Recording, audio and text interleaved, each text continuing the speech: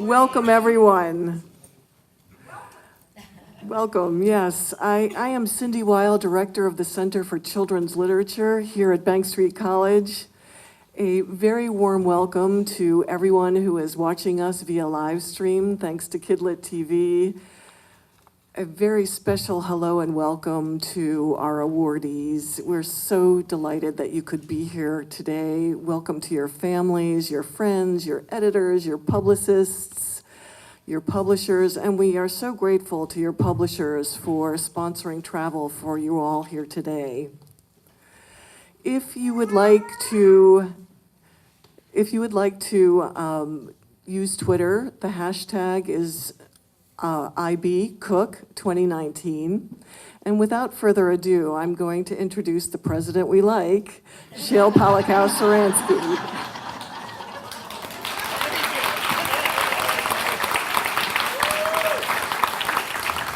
Good morning, everyone. Welcome to Bank Street. It's wonderful to have you here.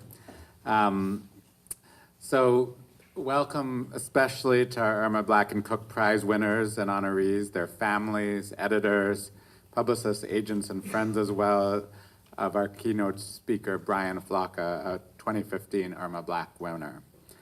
Thank you for joining us today to celebrate the 47th anniversary of the Irma Simonton and James Black Award for the Best Picture Book of the Year, and for the 8th annual awarding of the Cooke Prize, established in honor of the best STEM principles in a picture book.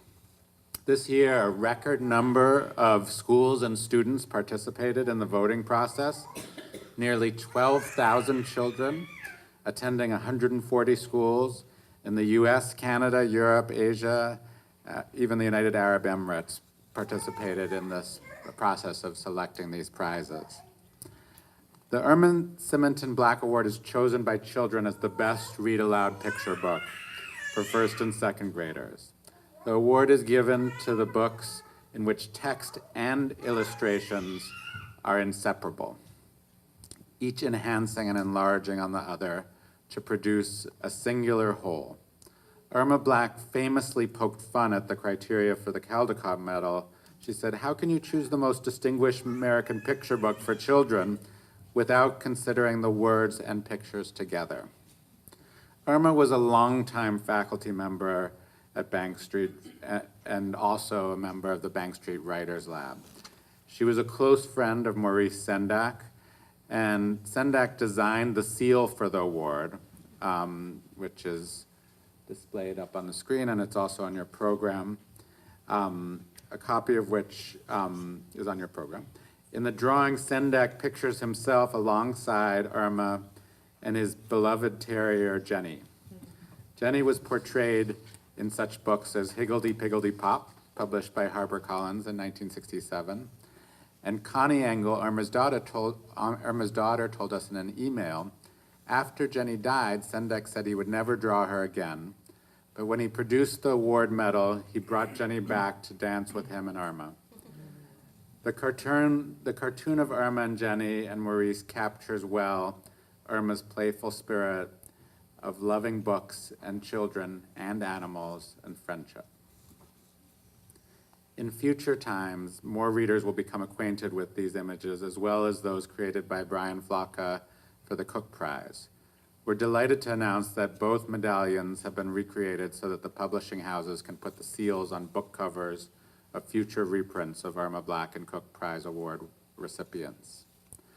The medal, created by Brian, features a tellurian. I don't know, am I saying that right?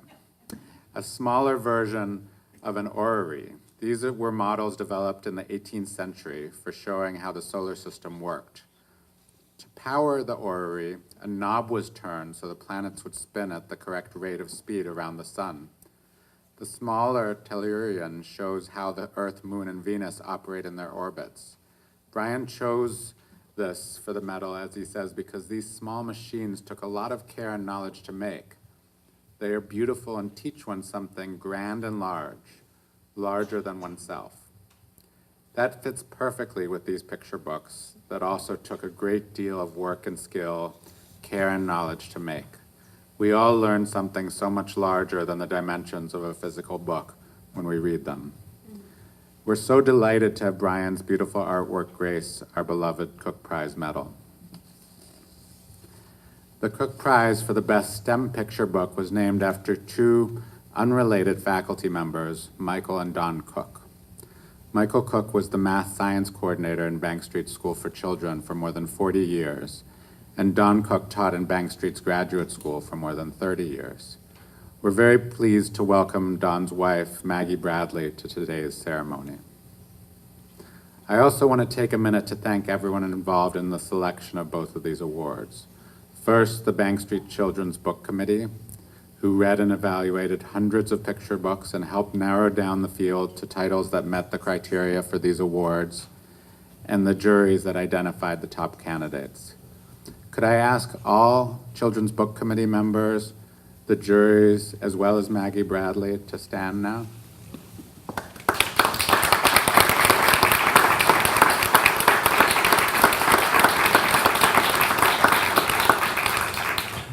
Thanks so much for your work on this.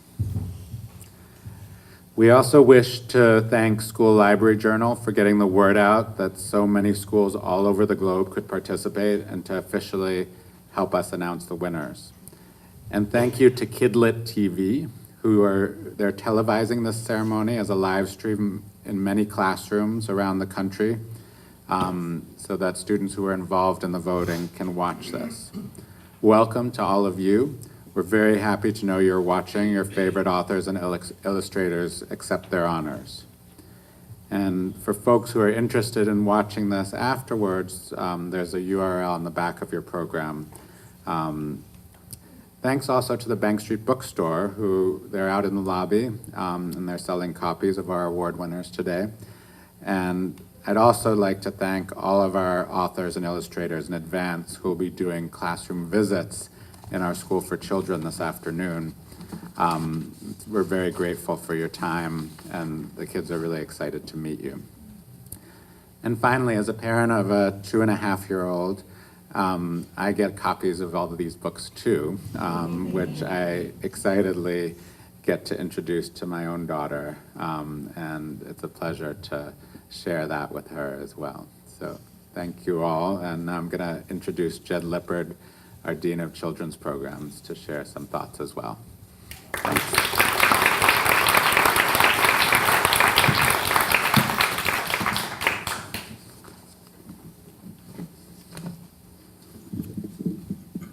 Good morning, everybody.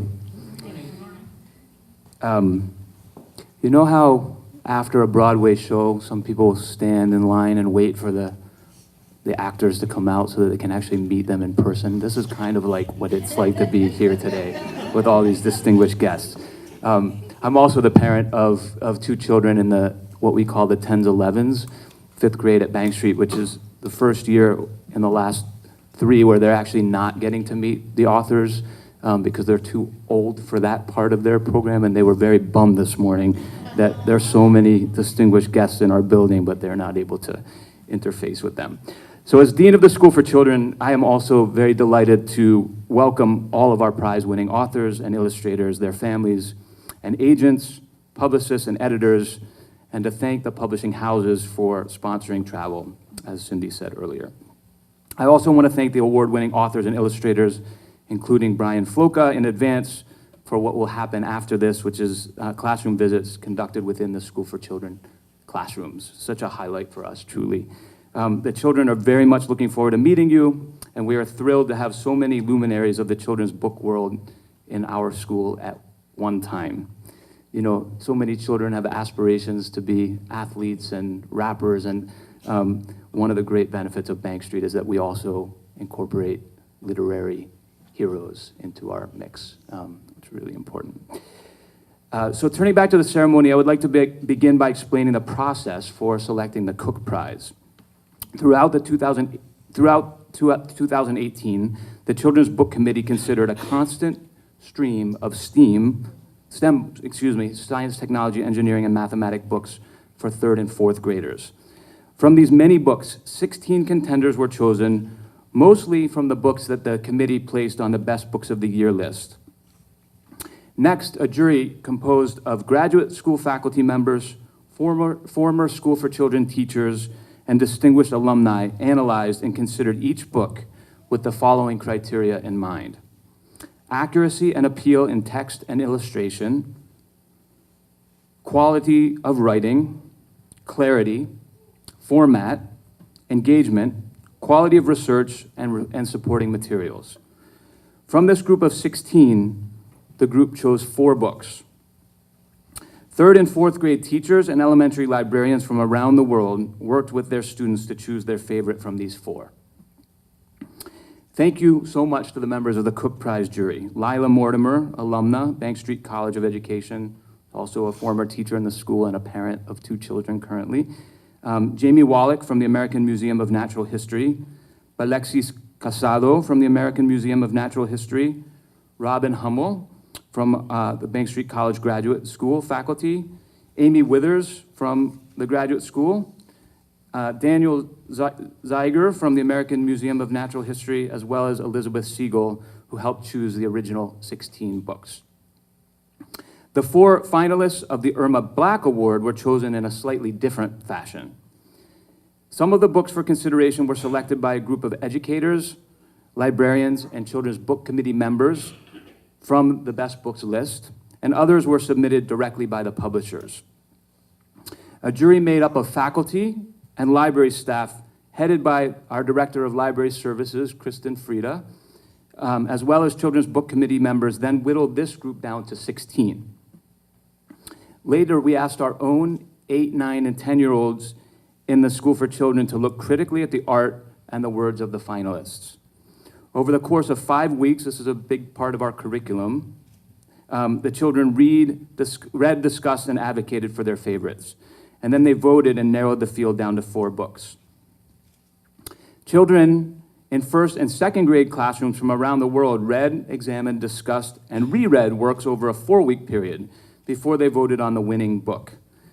And as Jenny Brown, who's our children's librarian, said, it was a very, very strong year for contenders of the Irma Black Award. There was a mix of funny books, informational books, and weighty messages delivered with humor and levity. And I just want to say, I personally am also, one of the great perks of my job is I also get all of the books each year. I didn't know that when I came here 3 years ago, but it's kind of the best compensation that I get. I've gotten a lot of mileage out of this book, which you'll be hearing about. We Don't Eat Our Classmates. And I just read this book 2 nights ago to 160 adults, 80 of whom are new parents coming into the School for Children, and 80 of whom are their buddy families at their welcome reception in the gym. And I just found that it was so appropriate because it talks about the first day of school, and everybody has their own anxieties and imperfections, and I won't spoil it, but it was a leap of faith to read a children's book at a cocktail party, and I think it went well because of the quality of this particular selection. So in advocating for a winner of both the Irma Black and Cooke Prizes, children all over the world practice persuasive speaking, reasoning, and sharpen their verbal and visual skills. And what more is school for than those things? This child-centered approach is really at the core of the Bank Street philosophy. So welcome, and I want to turn things back to Cindy Weil.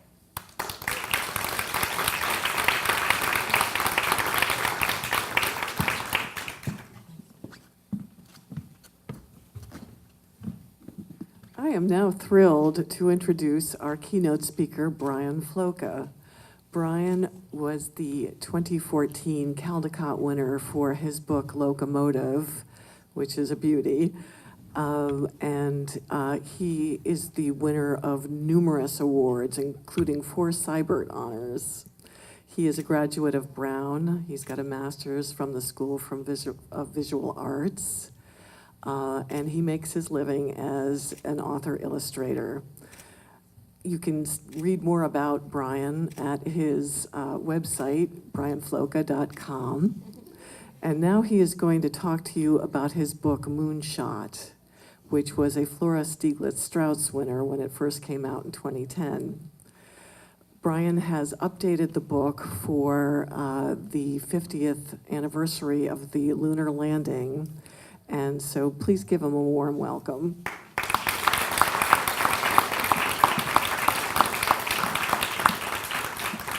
Hello, it's nice to see all of you here today. I don't get sent a bunch of free books. I just want to say that at the beginning. But I can give you my address later. I'm happy to be here today. Thank you, Cindy, for the introduction. Thanks to all of you for the generous introductions. It's an honor to be here with all of you receiving awards and honors and recognition today. I spent a good piece of my childhood, either with dinosaurs or in outer space. So it's nice to be here with Ryan, and We Don't Eat Our Classmates, and Helene and Dow with Counting on Catherine. So it's very pleasing to me. I'd also like to acknowledge all of you here in the audience. The chance to make books for a living means more to those of us who get to do it than we can probably express, and it's your interest in our work that makes that possible, and then you are the ones who actually get our work in front of the people for whom we are making it. So, thank you. I'm happy to have been invited to speak today about the new edition of Moonshot, The Flight of Apollo 11. I'm going to turn on my remote. There we go. The original edition came out in 2009, and thank you, Mission Control. I'm going to give you 3 trips to the moon. I have 20 minutes. The original edition came out in 2009. This is the new edition. It'll be for sale in the lobby after the presentation. It's a funny thing to get to revisit and revise a book. I'd like to talk to you a little bit about why this subject means so much to me and why I wanted to do that. And I'd like to also, in talking about revising, hope I can touch on some of the larger ideas and things that we deal with when we make books, specifically the limits we face when we try to make books. So I'd like to begin at an ending. This is me about 11 years ago finishing the original edition of Moonshot. I didn't finish because I wanted to, but because I had to. I didn't know you would be here today, Justin. When you make a book, you are given a certain amount of time and a certain number of pages. And even if you manage to push on those, there is always eventually someone at the publishing house to tell you, stop. There are limits. These are a restrictive force. This is what prevents authors and artists from saying all that they really want to say. And therefore, we give thanks for limits.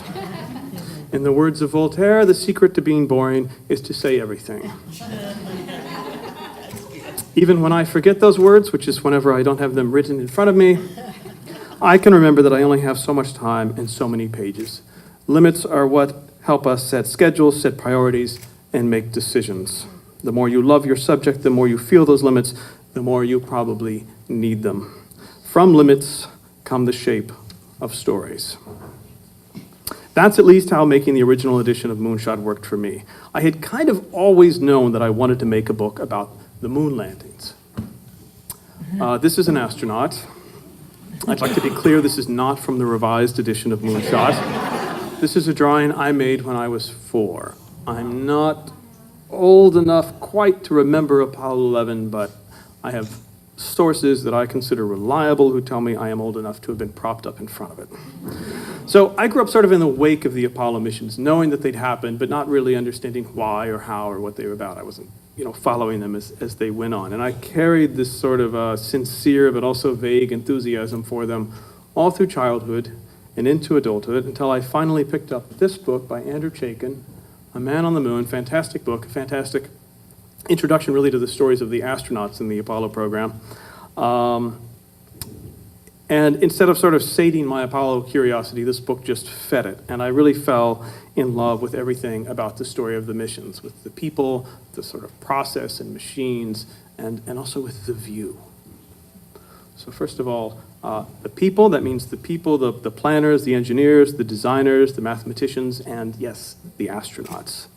And I think the astronauts in a sort of funny way get sold a little short by a lot of people. They get filed under a certain cliche of hero or cliche of astronaut that keeps people from actually thinking about them as individuals. And they were all individuals, and they were all incredibly capable and incredibly trained, incredibly educated. Buzz Aldrin had a doctorate from MIT in orbital rendezvous.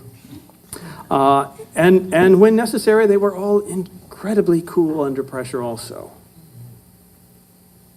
This is Neil Armstrong. This is what is this thing? The Lunar Landing Research Vehicle. This thing flies, actually. This, NASA wanted some way to give the astronauts training for actually landing the lunar module on the moon, but because the lunar module operates in lunar gravity, you couldn't actually fly one on Earth. This was the closest approximation they could construct to what that flying experience would be like. And it was terribly unsafe. And they all knew it was unsafe, but better to practice something unsafely on Earth than get to the moon and never have had any kind of experience. So this is Neil Armstrong. I'm about to show you Neil Armstrong bailing out of this thing just as it stops working, and here it goes. Not going so well. Eject. There he goes. That explodes. Armstrong parachutes.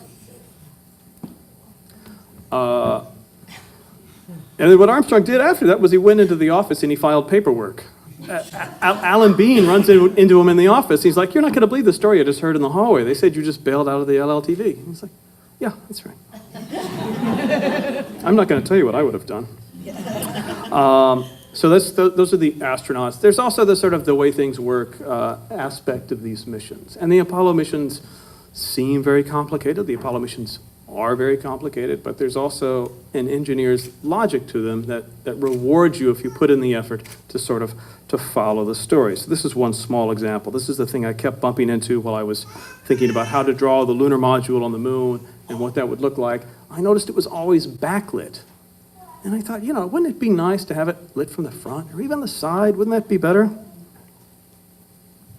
But now think about this. When you're driving down an unfamiliar stretch of highway, where would you want the sun to be? In your face or behind you? Yes, behind you. Yes, ma'am. NASA agrees. So they timed the launches and planned the landing so that when you're approaching the landing site, the sun would always be behind you and over your shoulder. So pretty simple, right? So pretty soon you start to feel like, yeah, I could figure that out. Finally, there's that view that I talked about. In art, there's the notion of the sublime, the notion of a painting or a piece of music so grand that it almost tips from being beautiful into being terrifying. And this applies to landscapes, to mountains, to storms, to oceans, and sometimes also to space. This is a passage I love from Thomas Hardy's novel, Two on a Tower. This is from 1882, and two not quite yet lovers are on top of a tower, and they're looking into a telescope into the stars, and they feel themselves wandering at ever greater distances into space. They saw at once its beauty and its frightfulness. They more and more felt the contrast between their own tiny magnitudes and those among which they had recklessly plunged, till they were oppressed with the presence of a vastness they could not cope with even as an idea, and which hung about them like a nightmare. And this is, I'm not going to read you the whole book, but, and then the gentleman says to the lady, "If you are cheerful and wish to remain so, leave the study of astronomy alone. Of all the sciences, it alone deserves the character of the terrible." And she says to him, "I am not altogether cheerful." "Then if, on the other hand, you are restless and anxious about the future, study astronomy at once. Your troubles will be reduced amazingly, but your study will reduce them in a singular way by reducing the importance of everything, so that the science is still terrible, even as a panacea." So I love all that. I love the machines. I love the astronauts. I love the terror. And, and this is home. This is us from the moon. So about 20 years ago, this was in around 2000, I tried to make a book out of this stuff. And the heck with Voltaire, I tried to tell everything. No limits. It was awful. It was bad. I never even sent it to my editor. I had at least that much sense to Dick Jackson. I put it in a drawer and I left about it. And I almost forgot about it. But not quite. about 15 years ago, I had a dream. True story. I had a dream that I could have made a book about Apollo 11 for the 40th anniversary, but I had missed the timing. I had waited too late. And I woke up, and I sat up, and I'm not very good with math, but I did the math, and I said, oh no, there's still time. I could still do this. And I got right at it. Limits. I was a little more ruthless by this point in my career. You need to be ruthless with the book. I wasn't ruthless earlier, but I was now, and that helped a lot with the new draft. The other thing that helped was just how much I'd forgotten. It had been 5 years since I really tried to write this story. The things I remembered were the things the book needed. The things I'd forgotten were, of course, the things I should have cut in the first place. So, time is the best editor. Actually, Time is the second best editor. Richard Jackson is the best editor. I mailed this draft to Dick, and then I flew to Texas to visit family. While I was there, Dick called to say that he wanted to do the book, and I think I've never been happier to have a book proposal accepted. I flew back to New York. I had a last-minute itinerary change, and while changing terminals in DFW, I ran into Michael Collins, the Apollo 11 command module. True story. Those are the end of my true stories. So I made the book, and I loved making it, and it came out, and I was grateful for how it was received, including the Flora Stieglitz-Strauss Award. Thank you. And this really should be the end. It should be a story about the benefits of limits and of finishing and the ability to move on. But as I said earlier, I have loved this material for a long time, in a way for a lifetime, and every time I visit it, I find something richer and more interesting there. So as the 50th anniversary of Apollo 11 began to approach, I found myself falling into old ways of thinking, old patterns of thought. I would type the URL for the Apollo Lunar Surface Journal into my web browser for no real reason. I thought of things that would be good to see in the book, such as the chance to include some small human moments, the fact that Aldrin and Armstrong tried to spend what for them was night on the moon, tried to sleep on the moon, the chance to answer some big questions that weren't included in the original edition, such as after the astronauts landed on the moon, how did they take off again? That's a spoiler. I drew up this little thumbnail sketch of what I could do with 4 more spreads. I went through the whole book with Post-it notes, and I thought back to that draft of the earlier edition too. This slide is from one of those drafts, and here's a line that didn't quite make it into the book, talking not just about the astronauts, but all the people who helped make the missions work, thousands of people for thousands of parts. And you can see here, I've got this note here, cut or its own page, because it just wasn't sort of working in that spot. And at the time, I cut it, but 10 years later, I thought maybe now I could give it its own page. And I had a new reason to give it its own page too. In 10 years, I had read more things about all the people who worked on the book. And so if you love a book, you don't necessarily stop reading. If you love material, you don't stop reading about it just because you finished your book. And if you love the material, you also want to drag everyone you can into it. So this became the sketch for a page that showed John Hubble, who helped develop the strategy for approaching the moon, and Katherine Johnson and Margaret Hamilton, and this kind of Hazel Fellows, a woman who was a seamstress, and the guys at North American and Grumman. So I was very excited when Athenaeum, hi Justin, gave me the chance to add these 8 pages to the book, and I look forward to the work. I love working with Dick Jackson, with our designer, Michael McCartney, and it would be the 3 of us working together again. Dick and Michael feel to me like enablers and contributors and co-conspirators, even when they're letting me know that something in the book isn't working. So I'm in heavy debt to them. So, ready for the 3rd trip? I know this material now, right? How hard could it be? That story about the lunar module being backlit and all the lovely stories I give students about research when I'm working on a book? That's what you tell them after you've figured everything out. This stuff is complicated. It's rocket science. I started to remember why, after finishing Moonshot, I decided to make the simplest possible book I could make about a train. It's another presentation. Even the simple things can be complicated. Just showing how Aldrin and Armstrong were going to sleep in the lunar module, or try to sleep in the lunar module. So there are written accounts of how they did that. Aldrin slept on the floor, Armstrong gets on top of the engine cover and rigs up this little tether so he can make a hammock for his feet. And if you just want to say that, that's great, you're done. But if you want to show it, you have to know what the inside of the lunar module looks like. You have to know where he hooked up that tether. So you start going through every photo you can find of the interior of the lunar module, thinking about how to do this drawing, how to show what you know, and how to obfuscate what you don't.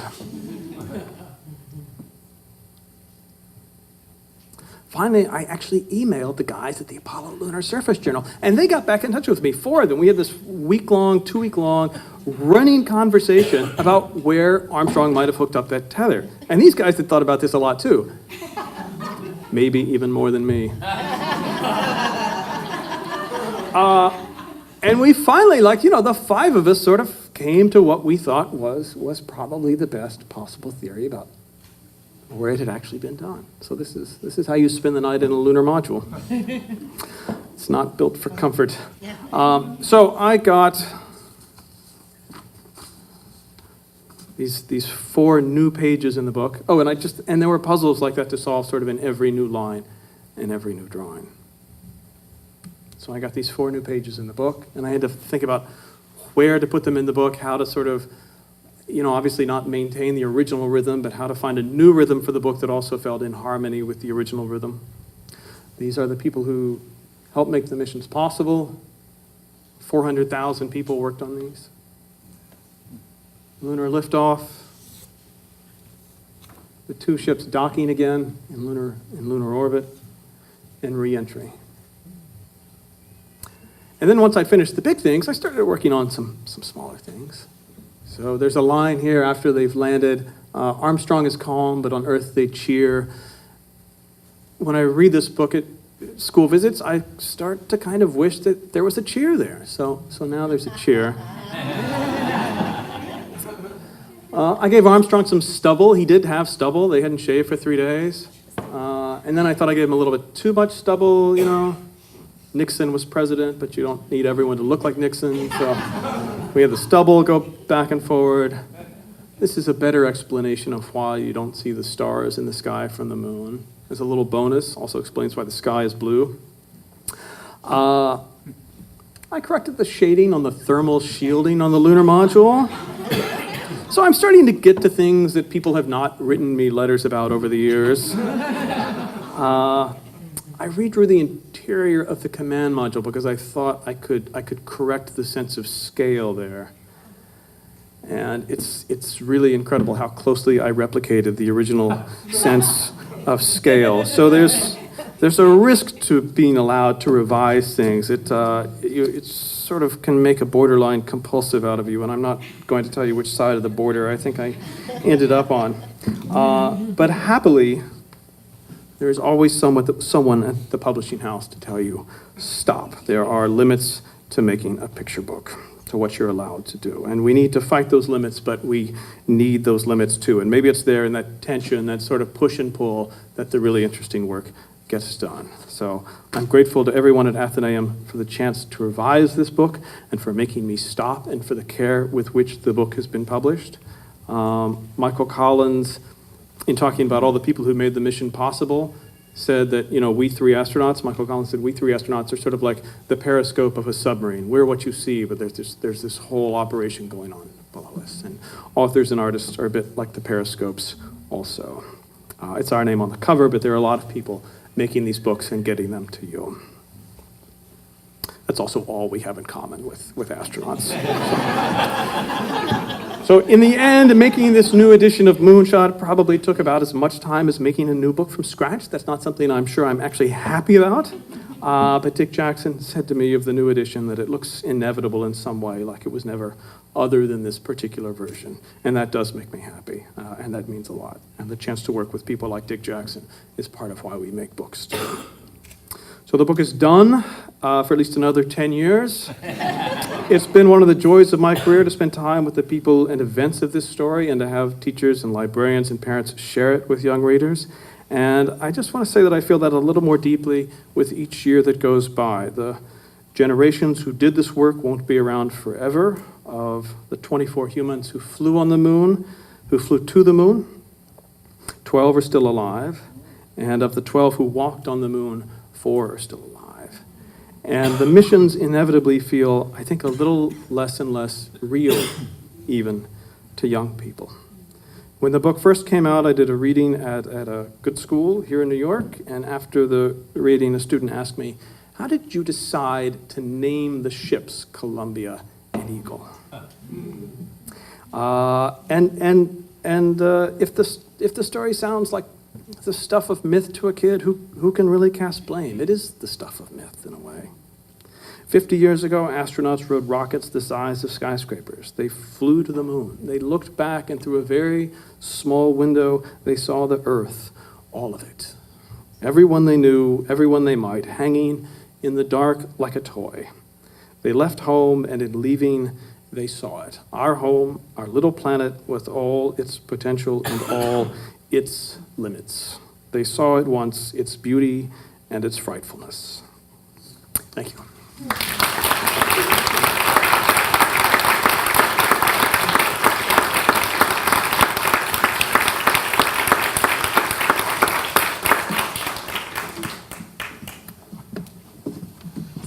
Thank you. I have so much stuff.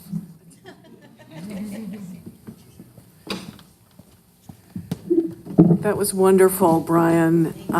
Yes, thank you.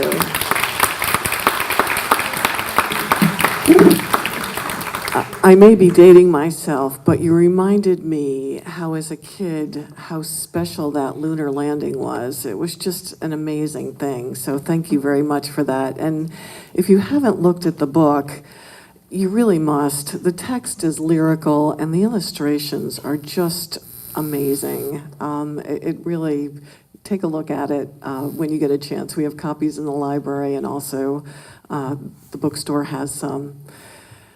Now, it is my great pleasure to introduce two distinguished colleagues who will present the 2019 Irma Black Awards. The first is Jenny Brown. She is our children's librarian, and she is a member of the Children's Book Committee.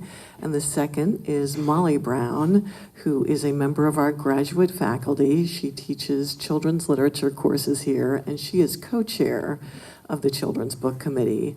And so now I'll turn this over to them.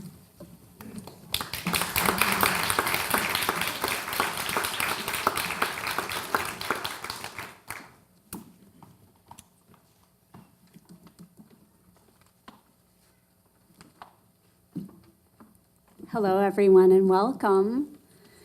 You're a hard act to follow, Brian Floca.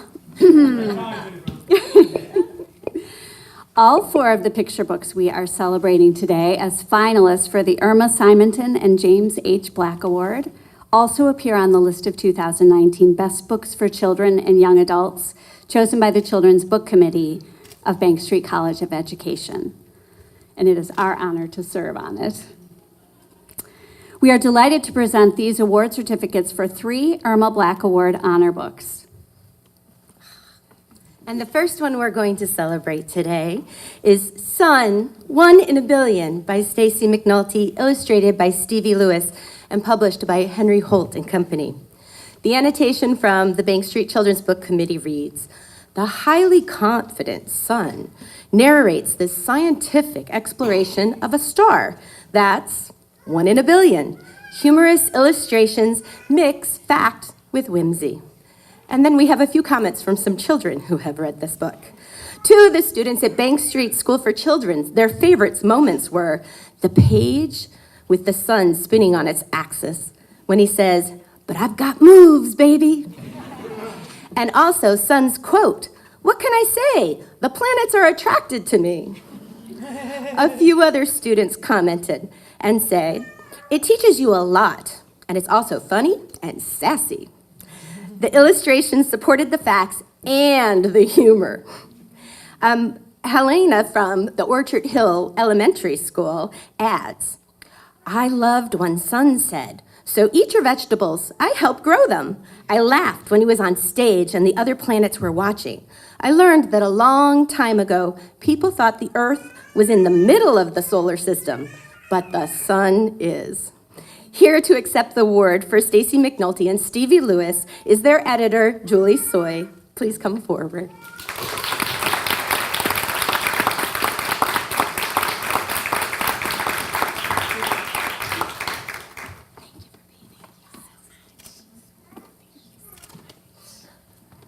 Hi, I'm Julia Soy, and I think Stacy sent a video, so maybe we'll play her first.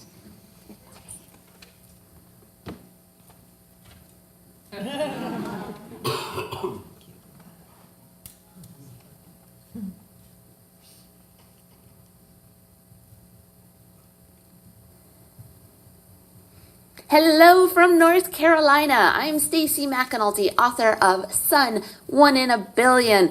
I'm sorry I can't be there today to celebrate the Irma Black Awards, but I'm so excited that Sun was named an honor book. It was great to be with these other titles and to have so many kids read and then vote on the books. It is a wonderful, wonderful process. Sorry guys, these glasses are just, they're not the ones I usually wear in the office, so hold on a second, let me just switch it out here. Better, so much better. So thank you to the Irma Black Committee, thank you to Bank Street, thank you to my editors at Macmillan Henry Holt, Christian and Julia. I'm again just honored that we got to bring some nonfiction to life, and it was really brought to life by Stevie, who just made such a great character, and this dude glows, and I love that he is reaching so many students and getting kids excited about science and facts, and maybe we'll have such a change that we'll all start capitalizing the word sun because he is a star. So thanks again, and have a good one. Bye.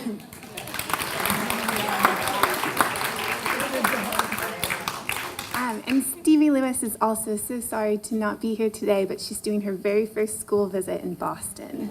So she sent just a few words. It says, "Thank you for awarding Sun, 1 in a Billion, an Irma Black Award honor. When I first received the manuscript for this book, I instantly loved how Stacy brought energy and personality to Sun through her wonderful words. Honestly, I worried my illustrations wouldn't do justice to the text. Writing is a skill I truly admire. When I'm in doubt of myself as an artist, friends often say to me, the illustrations bring the words to life. Personally, I find that one can rarely succeed without the other. Sun is a great example of words and illustrations working together to tell a story. I'd like to thank all the children who participated and voted for their favorite books. I'm incredibly honored to be alongside these authors and illustrators I've admired for so many years. Who'd have thought that all those years of drawing on the side of my notebooks during class would pay off? Although I highly recommend that you pay attention too. Thank you to all the teachers, librarians, and educators for sharing these books with your students. What a wonderful way to bring students together. I'd also like to thank my editor, Julia, who's been with me from nearly the beginning of my book career and has helped me along the way. And thank you to Macmillan for the many illustration opportunities over these last few years. I love that every day I'm blessed to create art, which will be shared with children around the world. Thank you, Bank Street.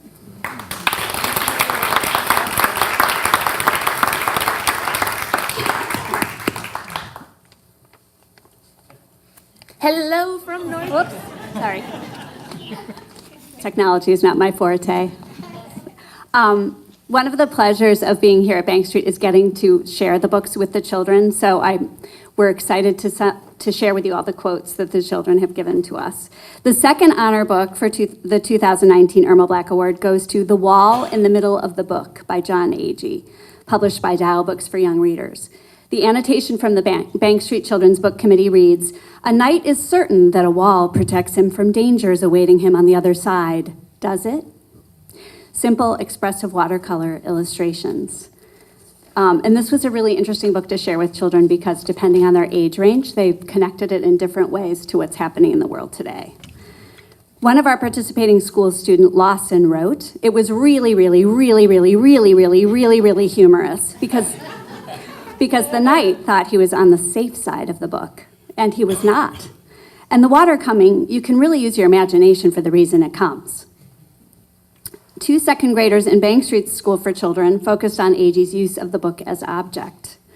They know things like gutter, so they saw that the wall was in the gutter on every page. One child said the knight thought the ogre was mean, but the ogre saved the knight. It was a mirror switch. And then another child noticed, wherever the knight is, that's where the words are. It's like the words stick to him. And a 3rd grader in the School for Children connected the book to topics in the news. It's a mistake that the knight thinks he's on the safer side. It relates to problems we have now with stereotypes. Unfortunately, Jon could not be here today. However, Summer Ogata from the School and Library Marketing Library Marketing Manager at Penguin Young Readers will read his acceptance. Please come forward.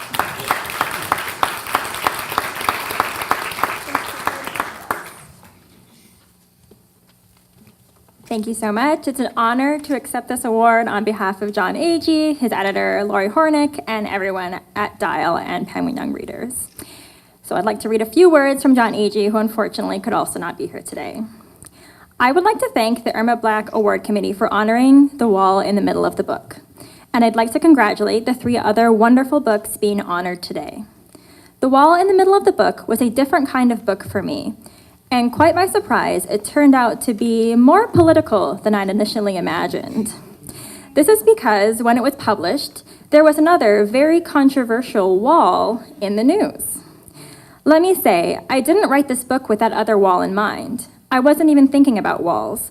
I was thinking about the structure of a book and the thing that goes down the middle of every spread in a book, which picture book artists call the gutter. The gutter is an interesting element. You can treat it like a boundary, or you can have pictures and words cross right over it, as if it's not there at all. Anyway, I thought it might be interesting to imagine the gutter a little differently, as if it was a tall, solid, impenetrable wall. This meant that nothing could get from one side of the book to the other, not even a tidal wave or a herd of wild rhinos. Eventually, with the encouragement of my publisher, Lori Hornick, a story evolved out of this unique book design. It plays with point of view and preconceived notions, and I hope it will inspire young readers to look at the things around them with new eyes. Thank you again, Irma Black Award Committee and Bank Street.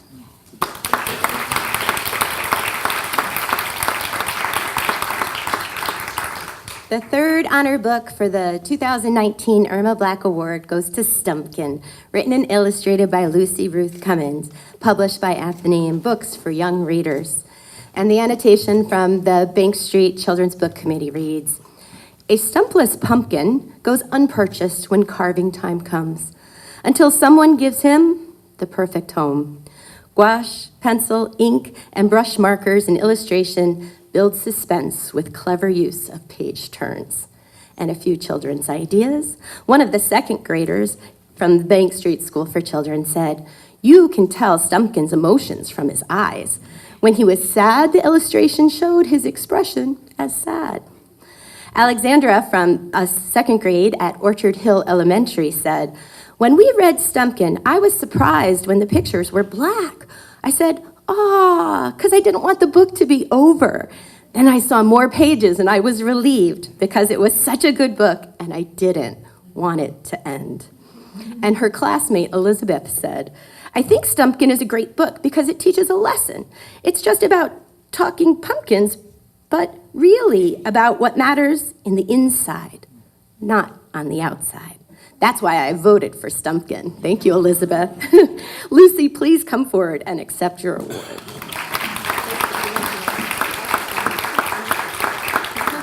Hi, guys. You get me in person because I'm local. Hi.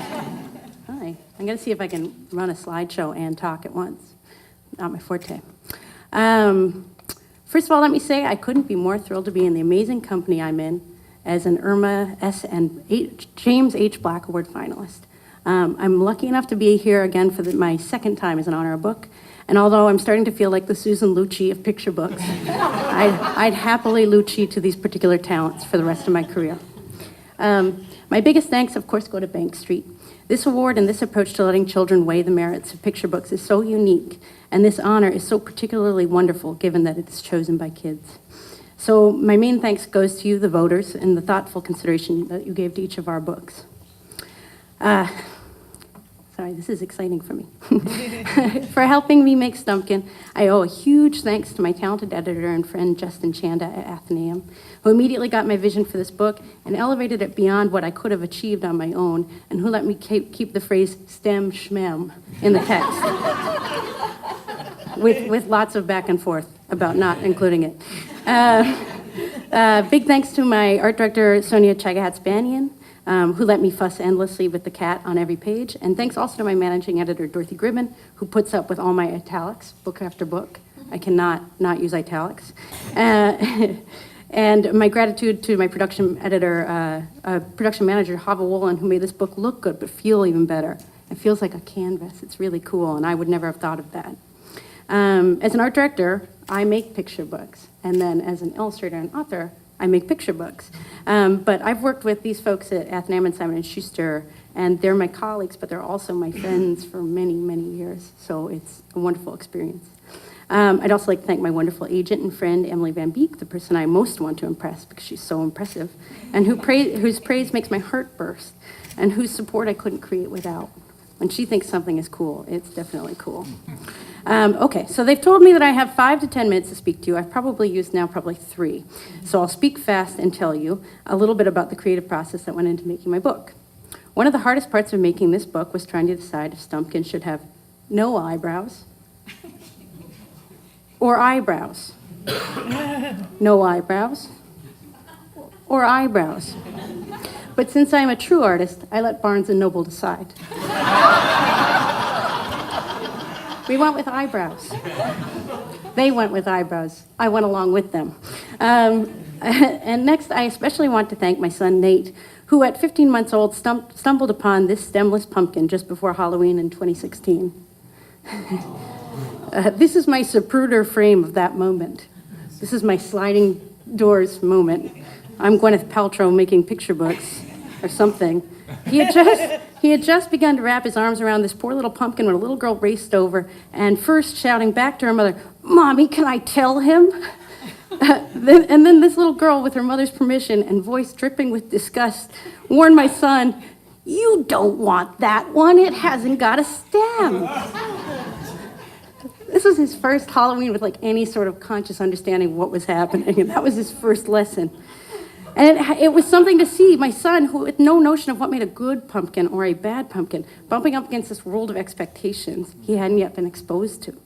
And in that moment, I realized that I had the same biases in programming as this little girl, and I knew how important a STEM was too. And in an instant, I knew Stumpkin's story needed to be told. This past Halloween, I got so many messages and pictures from families who had deliberately chosen a Stumpkin and given it a Halloween home, a place of honor, even without a stem, and I was thrilled at what a book could do. I confess my pumpkin had a stem. Gotta practice what you preach, but Halloween is sacred. And so, when I think about it now, my biggest thanks today should actually go to that cruel little girl and her mother. And in case you're wondering, my son loves Jon Agee's books way more than my own.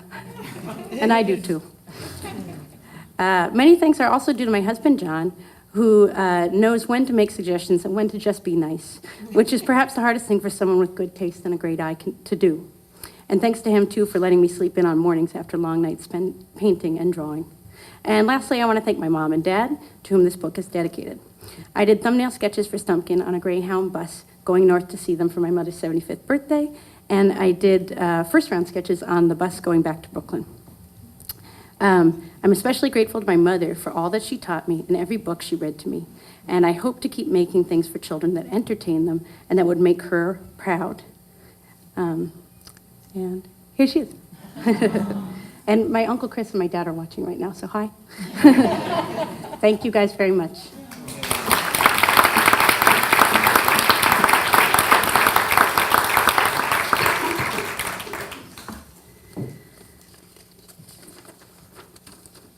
I was so swept up in Lucy's talk that I didn't prepare my page.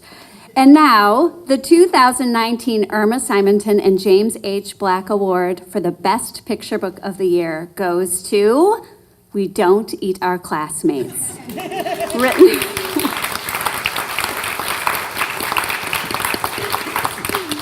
written and illustrated by Ryan T. Higgins, published by Disney Hyperion. The annotation from the Bank Street Children's Book Committee reads, "How can Penelope make friends at school if she keeps eating them? Can a goldfish help?" Humorous illustrations help convey Penelope's transformation. Students from the Bank Street School for Children said, "It was funny and a life story for kids." My favorite page was when the fish bites Penelope's finger and she never tries to eat anyone after that. Then she makes friends. Another child said, "It's really funny and tells you why it's tough to start school." And another child said, "I like the illustrations. Where did all the classmates go? It's like a mystery." Tatiana, a student from one of our participating schools, said, "I liked how she was so surprised that her classmates were children." And Lucas, a second grader from Orchard Hill, wrote, "I think We Don't Eat Our Classmates should be a winner because it surprises you. Would a goldfish really bite a dinosaur and make it cry? LOL." One of his classmates, Eden, said, "I loved when Penelope put her mouth at the bottom of the slide so the children could slide into her mouth. I had to laugh when Penelope saved a seat on her plate for a kid so she could eat him." Another thing that made my class laugh was that Penelope put a lot of spit on the kids. First grader Zachary said, "Look at that picture of her class. There are all kinds of kids in the picture, even a boy with a kippah." And now Ryan will say a few words.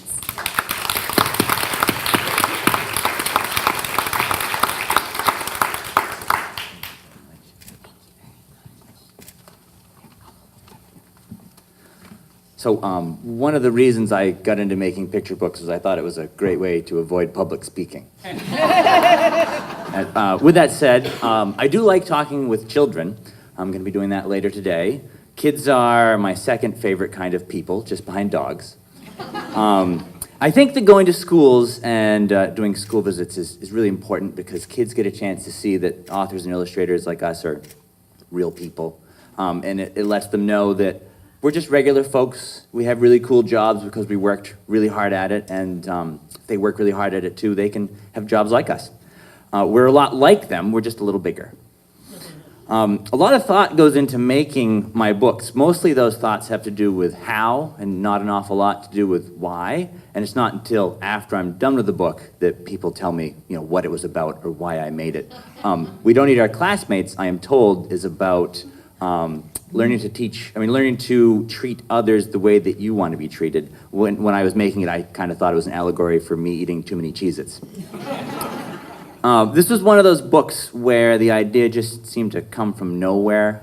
It was just in my head one day, like I had plucked it from some other author, and it was my job to write it down as quickly as possible before that idea got impatient and went off to visit some other writer. Lots of things about this book made me a little nervous. It was my first book in a long time that didn't have a grumpy old black bear in it. I was a little concerned that kids might not connect with a T-Rex in pink overalls. I was also worried that parents might be offended that the target audience for the book were eaten in the book. Thankfully, enough people laughed at this book that I get to come see you guys, and I get to make a few more books and keep my job for a little longer. I am so honored to receive the Irma Black Award. I can't thank the award committee enough for including my book with these amazing titles, and I want to have a special thanks to the kids who voted on the books, the people we make the books for. It makes this award very special, very unique.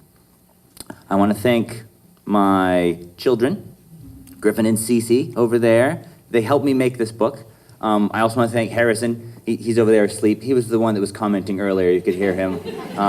He was not around yet when I made this book, but I'm going to thank him anyways. So Griffin and Cece actually made a bunch of drawings that you will find in the book, and a lot of their friends also helped make those drawings. I list all of their friends' names, and all of Griffin and Cece and all their friends and cousins are listed on the copyrights page to thank them and give them the credit that they deserve for helping me with the book, but none of the royalties.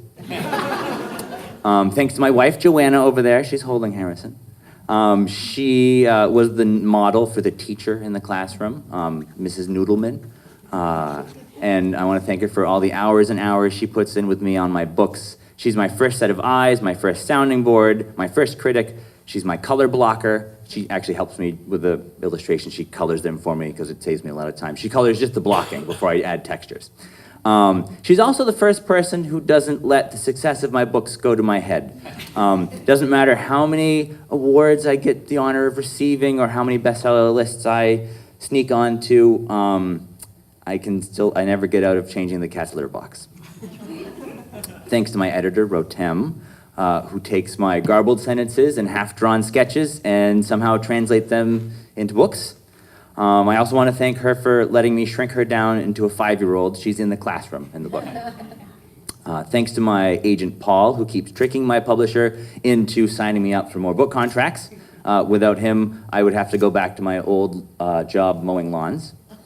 And thanks to Dina and all the folks at Disney who put in so much hard work for me and my books. It's become like my second home and my family over there. And whenever I go to the office, it's like visiting the set of Cheers where everyone knows my name.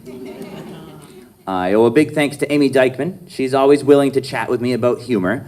With this book, we talked for probably a half an hour about what was funnier to spill on someone, barbecue sauce or grape jelly.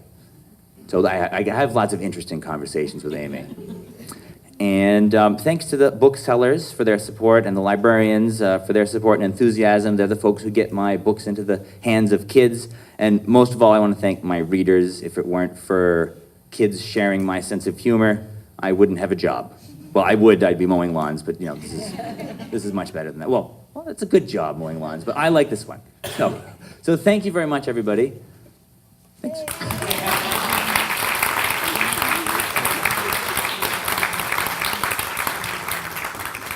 Congratulations to all of our Irma Black winners once again. And thank you, Molly and Jenny. And now it is my pleasure to introduce two colleagues who will introduce to you the 2019 Cooke Prize Awards. First, Robin Hummel. Robin is a member of the graduate faculty. She was a juror on this year's Cooke Prize, and she was a math teacher for 25 years. And the second colleague is our friend Elizabeth Siegel. Elizabeth is a fact checker. She is a member of the Children's Book Committee and was also on the Cooke Prize jury. So a big welcome to them now. Good morning. On behalf of ourselves and the other Cooke Prize jurors, we're delighted to present the 3 Cooke Prize honor books published in 2018, as well as this year's Cooke Prize winner. Our first honor book is Fossil by Fossil, Comparing Dinosaur Bones by Sara Levine, illustrated by T.S. Spookytooth, and published by Millbrook Press Learner.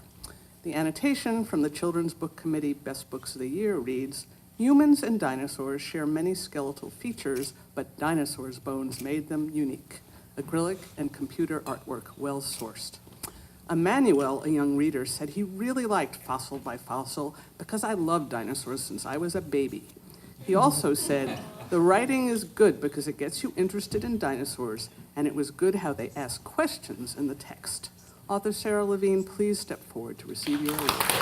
Thank you guys so much.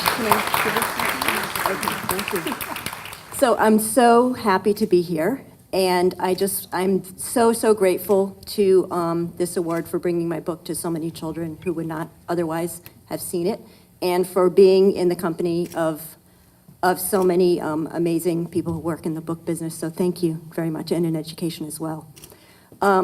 I thought I would spend my time talking a little bit about how the book, a little bit about what the book is about, and then a little bit about some things that I learned and thought a lot about when I was making the book. Okay, so this is, how do I just do this? There, that works. Okay, so this book, this isn't my first time here. I was actually honored for my book, Bone by Bone, in 2014. And this book is similar to that book in that they're both, the premise of both books is that humans and animals have basically the same bones. And it's the variations that make it interesting. So here with forgiveness is a blast from the past. Here we go with apologies. Okay, so what we're doing here is we are learning our bones. And in order to understand this book, you need to know your bones. So if you are in the audience, and if you are a kid watching this in your school, Simon says, stand up. Simon says, put your hands on your skull. Simon says, wiggle your phalanges. Put your hands on your ribs. About half of you are out because Simon did not say that, but that's okay. Okay, forget the Simon says, there's just a joke. Put your hands on your clavicle. Wiggle your phalanges. Put your hands on your humerus. Okay, so here's the idea. So humans and animals have the same bones, but there's little variations. So I'm going to give you some clues, and I want you to guess the animal we're going to be. Okay, so actually before we do that, the way that I do this with groups of children is rather than calling out the answer, we need to let everyone have a chance to speak. So we're going to count 1, 2, 3. So I'm going to give you a clue that has nothing to do with the book, and we'll practice. Okay, here we go. I'm going to do an animal sound, and I want you to think about what it is, but don't call it out. And then we're going to 1, 2, 3. We'll count it out. This is all an excuse to be able to make an animal sound up here, so you'll hear in a moment. All right, here we go. 1, 2, 3. Excellent. Okay, so what kind of animal would you be if you had just a skull, ribs? Oh, we need to do vertebrae. Vertebrae go down your back. So no arm bones, no leg bones. 1, 2, 3. Excellent. So the answer is a snake. All right, I think what's happening in this picture is what kind of animal would you be if you, we'll see how many of you were actually here in 2014. Just raise your hands. All right, we'll see what you remember. Okay, what kind of animal would you be if your phalanges went all the way down to the ground? I think that's what everyone make your phalanges going all the way down to the ground. I'm going to give you a hint. So there would be skin attaching them so you can fly. Let's count. 1, 2, 3. The answer is a bat. Okay, if you want to be a bird, sometimes people will do birds. Everyone be a bird. These are your 3 phalanges that you would fly with. And now one last one. What kind of animal would you be if you're flying with your pinky bone is extended all the way out? This one is actually in Fossil by Fossil. What kind of animal would you be? 1, 2, 3. Very good. All right, have a seat on your ischium. Thank you for participating. All right, so I'm gonna show you a spread from this book. The thing is with the dinosaurs, you have to actually add in some bones. So here's one, and pterodactyls, of course, are not our dinosaurs, but I did prehistoric animals who were alive around the same time. So here's a spread from the book, just to give you an idea. I can't see this at all without my reading glasses, but you can read it. What do we got? Okay. So what kind of dinosaur would you be if you had rows of chunky triangle-shaped bones along your back, and you also had an enormous ball of bone stuck to the end of your vertebrae? Now here's the thing, before you guess, what I want you to know if you're a grown-up in the room, that grown-ups often don't know the answer to this, but I found that people who are under the age 10 generally do. And what's interesting to me is that this seems to keep, it's not just people of this generation, there seems to be some kind of collective amnesia. People after age 10, these facts start falling. Somebody should do a study, somebody here. That's my suggestion. All right, so if anybody wants to guess, 1, 2, 3. A lot of you got it. Okay, there's the answer. Okay, so now I'm going to talk about a couple of things that I was thinking about when I was writing this book. One of them is, I can't see you or I can't see the screen. I guess it doesn't matter. Okay, I'd rather see you. So one of the things that I was thinking about is representation of kids in books, and how do we reach kids?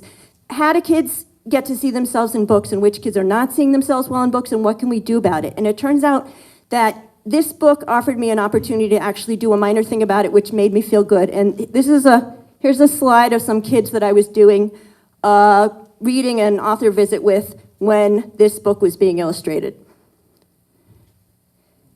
There aren't any kids that look like this in my first 2 books. And what I did is it really just took an email to from my wonderful editor, Carol Hines, asking if we can have some of these girls as characters in the next book. And she asked my wonderful illustrator, T.S. Spookytooth, and he said, great idea, but the main characters are already done for this book, but I can maybe put them in as minor characters. Oops, that went too ahead. And he did, and there they are. And the promise was in the next book that a girl who looked like this would be a main character. And the next book, which is coming out in a year, is Eye by Eye. There she is. She has an alligator as a pet. T.S. likes drawing alligators as pets, so it's a good thing.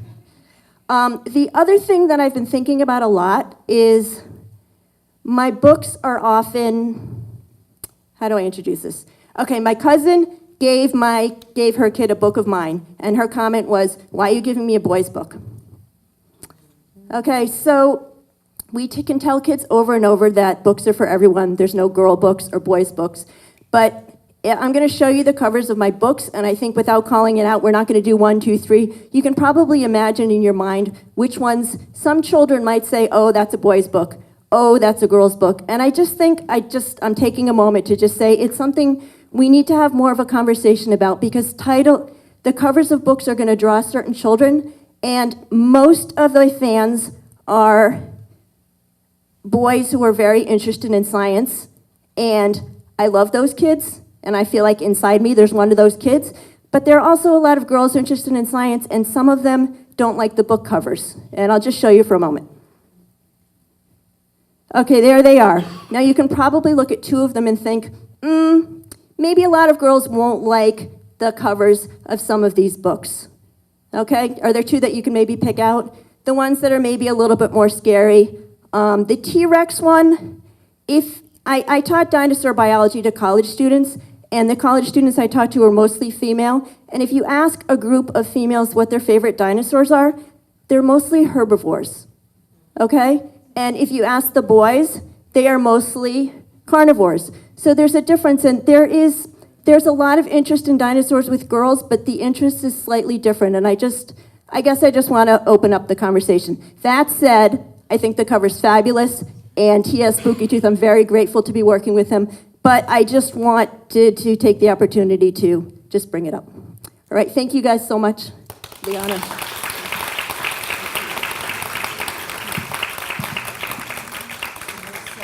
Sorry. So sadly, T.S. Spookytooth could not travel from England to be with us here today. However, Leslie Wagner of the Children's Book Committee will read his acceptance speech. Hi. Imagine this with a British accent. It is with a heavy heart that I cannot be at the Cooke Prize Awards ceremony today. An ocean and some pressing work commitments have unfortunately got in the way, but I wanted to express my thanks in a few words. To have any award attributed to the work you have done is a bonus, especially when young people in such large numbers have voted for the award. More so when it promotes science, technology, engineering, and mathematics. These are such important areas to promote in the education of young people, so to have played a part in that is reward enough. To have been an honor book twice for the Cooke Prize is a lovely recognition, although I can only hope, though, that the old adage of third time lucky rings true at some point in the future. All those lonely days of painting, especially when the sun is shining outside, making sure a stegosaurus has the right number of bones, or the color of a jumper a child is wearing matches throughout all 32 pages of a book, is worth it when one gets recognition like this. Of course, the creation of any book is never the effort of one person, and having Sara Levine's words as a starting point is as good a starting point that you could wish for. A blank canvas is an illustrator's worst nightmare, so great words to get things started are a boon, especially well-crafted ones like Sara's. So thank you, Sara.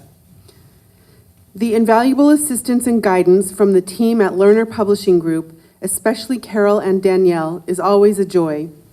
They spot things I don't and generally keep me in check and avoid any glaring errors or omissions. This is the third time I have worked with them, and they haven't tired of me yet. In fact, we are working together on a fourth book due out next year. Are they mad? Thanks again all the way from England, and to have Fossil by Fossil as a Cooke Prize honor book means a huge amount to me. Many congratulations to the winners, Helene and Dow, for their very important and standout book, and enjoy the ceremony.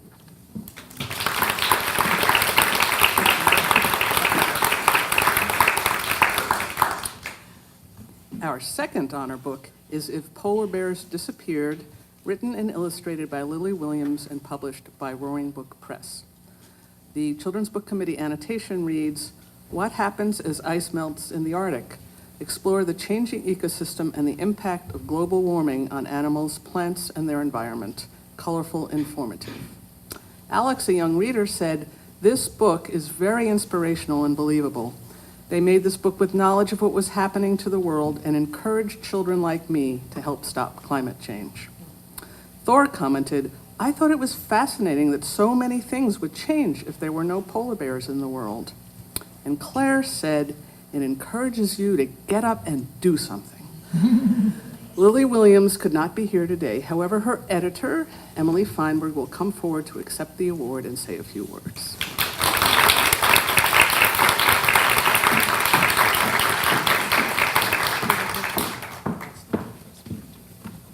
Hi. Lily is really disappointed that she couldn't be here today, but she sent along this note. Thank you to Bank Street College of Education, the committee, and all of the enthusiastic readers and voters of If Polar Bears Disappeared. I am so honored that If Polar Bears Disappeared is one of this year's 3 Cooke Award honor books, because awards like these are so important for literacy and bringing awareness to crucial topics like climate change. I started the If Animals Disappeared series as a passion project when I was just 20 years old in college, trying to figure out how I could help save threatened species. It was my passion and drive to make a difference in this world using STEM paired with art that has helped me reach readers across the world.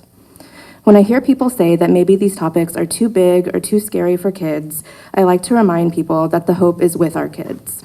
It is with educating them and celebrating them and raising the next generation to be thoughtful stewards of our planet. The kids and readers who voted for the Cooke Prize show me that hope and make the award's mission even more important. Thank you for this honor and to everyone involved in the process. I have so much hope for our planet.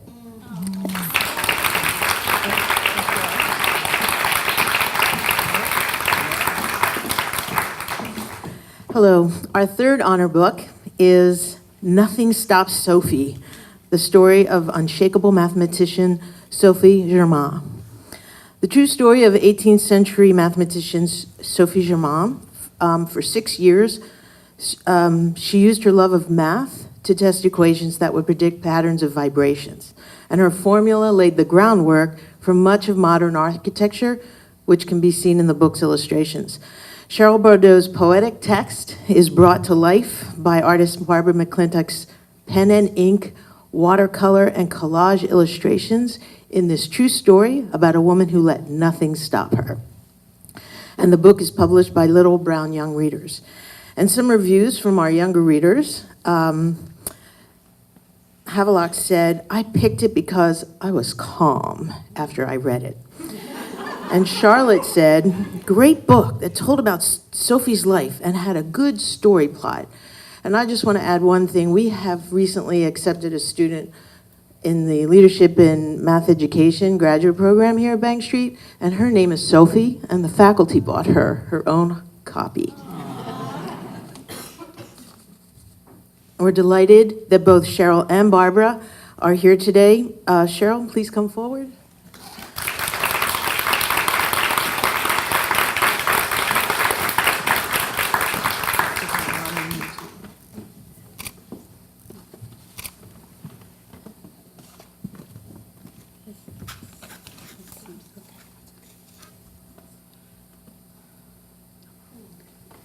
Hello, it's so wonderful to be here today. It's truly an honor, and I am so gratified by the reception for Nothing Stops Sophie.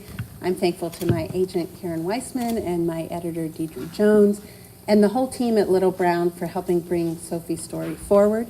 And I'm grateful for the librarians and the teachers who do so much to bring books like this into the classroom, and of course, all the students who have read and shared their thoughts on things. And I often joke with my husband, who is also a math teacher, that math needs a good public relations campaign. Math tests in particular are not known for spreading joy, and that's why it's so wonderful for the Cooke Prize to honor STEM books, to really bring the joy of math into it, and you can see it here, Sophie seeing it all around the world. And also, to focus on numbers as a language for how we can describe the world, interpret it, investigate it, and really make things happen. And you can see that happening here in Barbara McClintock's inspiring illustrations. And here's Sophie as a young girl daydreaming and thinking about math and loving it. I think one of the challenges with STEM topics is that they can feel very abstract for children, and as they're filling their young minds with ideas and fun facts, it's easy to think that hard-earned discoveries are just things that people always knew or were obvious, when in fact, we know as teachers how important it is for students to see the human endeavor behind STEM advancements. And so what I try to do with my books is put the reader right there with mathematicians and scientists. With Nothing Stops Sophie, I really want them to feel what it's like to be a mathematician. And I'm going to give you a spoiler alert. There's a lot of thinking, there's a lot of asking questions, and there's a lot of daydreaming. And that's what Sophie is doing here as a young girl. And here she is again. And I love how Barbara has illustrated the work of what it means to be a mathematician. Sometimes you're hard at work. Sometimes you're thinking and looking off into space out the window. Sometimes you're sleeping because all of that learning needs a place to gel in your brain. And sometimes you're writing it down and testing out your theories. So I love that she put that forward so that we can see what it's like to be a mathematician. This shows Sophie working on her equation, which predicted the patterns of vibration, and that's something that was critical to be able to build skyscrapers and bridges and things all over the world. So this is a story that really is about the intersection of math and physics. It's also about history. It's also about one woman who dared to pursue something that everybody else said was impossible. And I try to give readers lots of hooks into a story. And in doing that, my books are inherently cross-curricular because the heroes or heroines of a math story or a science story are people who are rooted in a specific place and time. They are inspired by their world. They're asking questions. They're solving real-life puzzles. And they're using everything that they have at their disposal to do that. And of course, that is exactly what we would like young readers to do and be inspired by. So I want to share a few pictures from a third grade class in Cleveland at Charles Eliot School in Cleveland. These were posted on a math blog not too long ago. Here is Sophie at her desk, hard at work. It says, Sophie was smart and courageous. Nothing could stop her from doing math. So I think that's, of course, how we would like all of our students to feel thinking about math. And I love Sophie has an updated look in this. Little cute hairdo and some modern stripes. And I really love the motivational posters that are all around her bedroom. I love math. I can do anything. And math is fun. So I think it's great to see how that PR campaign for math is alive in this classroom as it is in many classrooms all around the country. And just that's the vision that we would like to see for students. So thank you again to all the committee and the teachers and librarians and to all the students who are out there. And thank you so much.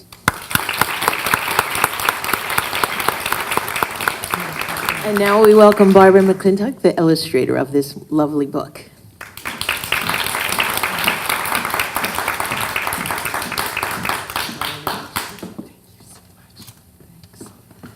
Well, I want to thank everyone at Bank Street College who, and the jury and those 12,000 children worldwide who selected these titles. And I mean, excellent company. It just is really an honor.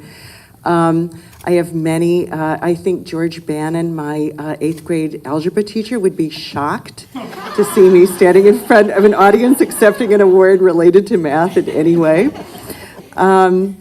I really want to thank Cheryl Bardoe so much for this lyrical, amazing manuscript, but also for linking me into math, for doing something that George Bannon could not accomplish despite his best efforts. You made Sophie's passion relatable, and even for somebody as math adverse as me. And I was always at the wrong end of the bell curve in anything to do with math. So you can imagine my surprise and trepidation when I received a manuscript to illustrate about a mathematician. So I got the manuscript, I started reading it, and from the first paragraph on, I met Sophie as a fellow dreamer with an imagination that took wing and was unstoppable, much like I am. And this is a story about bravery and boldness, passion and love. The subject just happens to be math, and that's how Cheryl got me.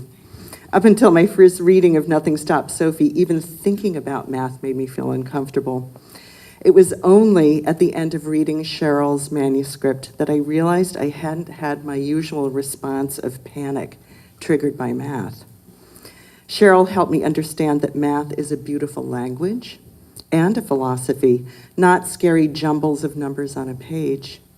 And I can now figure out tips in restaurants in my head without freezing up.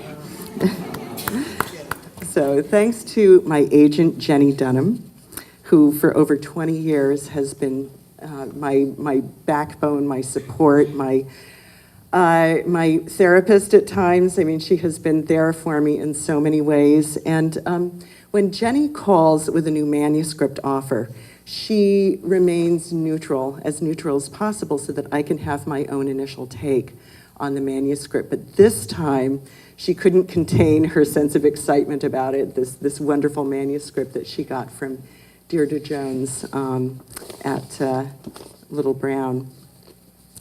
And I want to thank Deirdre Jones. Actually, I want somebody to hold this for me, if you could, for just a second. Thank you. I want to thank Deirdre Jones for having the vision and courage to entrust her very first manuscript acquisition at Little Brown with me to illustrate. Thank you so much. And it was such a pleasure working with Deirdre on this book.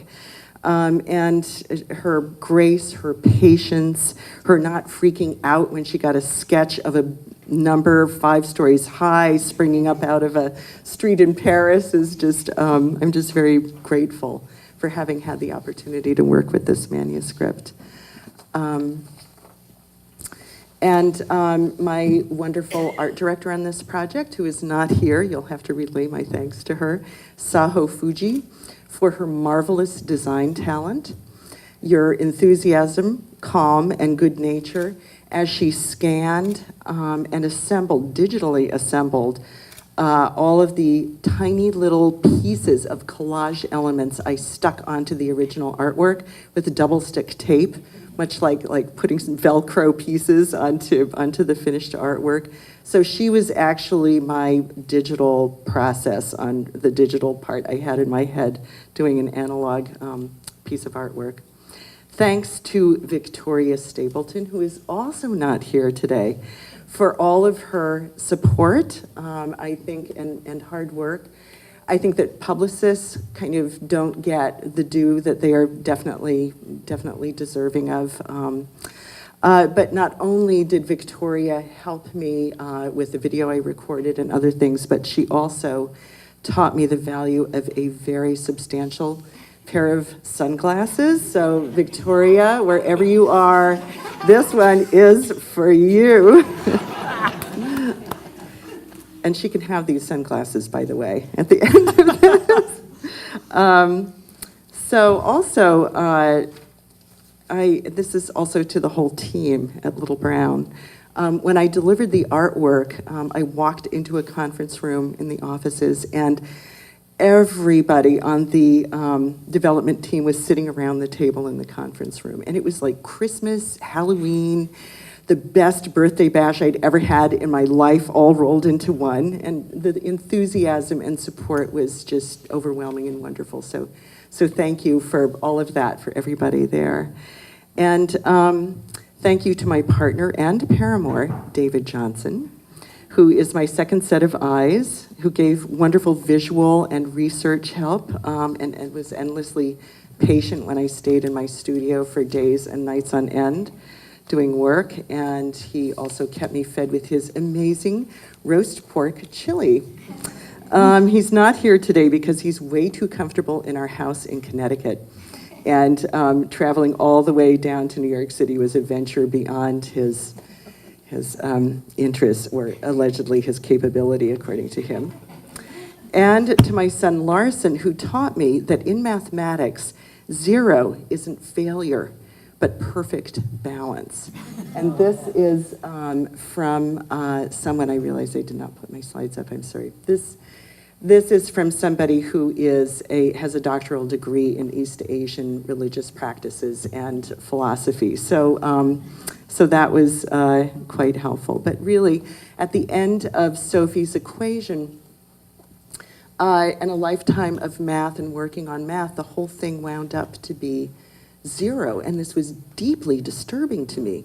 So I called him after doing the artwork and the illustration for this, and he just said, "This is so depressing. I mean, a lifetime of work, and it turns out to be nothing." And he said, "No, Mom, this is like what you want to do in math. This is like, and if you get that, you understand what mathematics is all about." So thanks to my son for all of that, and thanks to Sophie Germain for inspiring all of us. So thank you very much.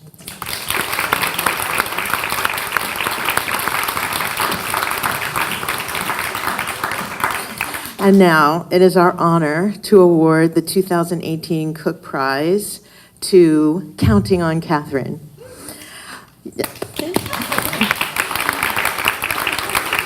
Author Helene Becker interviewed Katherine and her family for this biography, and from Katherine's early beginnings as a gifted student to her accomplishments as a prominent mathematician at NASA, this is the true story of an African-American woman who made enormous contributions to history. The book features Dow Pumarock's gorgeous full-color illustrations, and it is published by Christy Ottaviano. Thank you, Ottaviano. Thank you. Some reviews from our younger readers. I think this book should win because it seems very accurate. It was a great book, and I was definitely not bored. I learned so much. It had great artwork and has a lot of back matter, which Cindy explained to me was all the good stuff in the back. I think this book should win because I read that already. I think this book is about someone who deserves to have a book about them. It deserves an award. When I think of biography, I think of boring, but this was not boring. And Laura wrote, "I think this book should win because it is very educational and has a theme throughout the story. I also love the illustrations and storyline. It was very steamy." So first, author Helene, please step forward to receive your award and say a few words.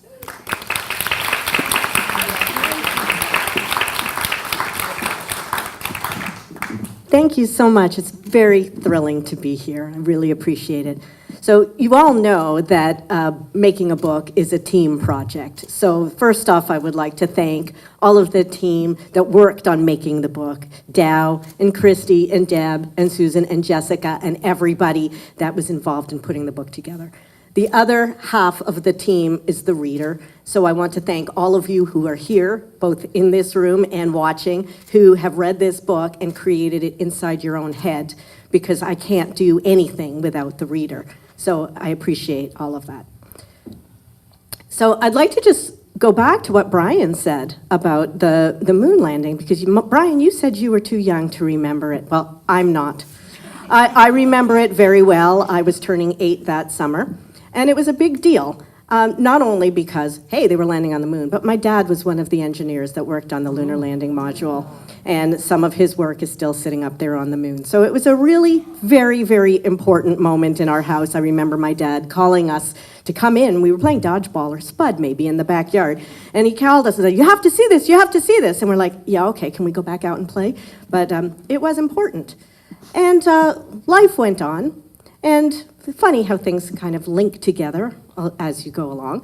And it was many, many, many, many, many, many years later, like 50, and I was working on a book. It was called Everything Space. And part of what I needed to do for that book was come up with a list of some space pioneers to put in the book. And my son was my research assistant. And I said, "You know, Michael, don't give me only dead white guys for this area, because he was like, yeah, I know, Mom, because he knows that I'm a very, very pissy feminist. I have been actually a pissy feminist since 1969. So he sends me over a note and he says, oh, Mom, have I found somebody you are going to love? And it was Katherine Johnson. And at that time, Hidden Figures wasn't out in the world yet. There was almost nothing about Katherine Johnson anywhere. There was a little article about her on the NASA webpage and, a couple of things like that. And I was gobsmacked, flabbergasted, and appalled. And I thought, this cannot be. This person needs to have her story told. So I did get in touch with Katherine Johnson, which was not easy because she was 96 at the time and she didn't actually have her own website or a public email address. And my very first hardest job was getting in touch with her. It meant sleuthing deep in the bowels of the internet to find a snail mail address and to coordinate different kinds of records to find an address for her. And I did find an address, and I sent off a letter, and about a month later, I got a snail mail letter back from one of her daughters saying, we've checked you out, and Mom says it's okay that you can do a book about her. She'd really like it. One, because we've got some of your books on my grandson's bookshelf, so we know you're legit. And two, my mom was a grade 5 teacher, and she loves the idea of having a book about her for children because she knows how important education is and teaching. So, worked on the book, time goes by, and I'm asking myself, why? Why did we not know anything about Katherine Johnson? Here I told you that this whole moon landing thing was a pretty big deal in my life, and I was a pissy feminist already since I was 9. How come I didn't know about her?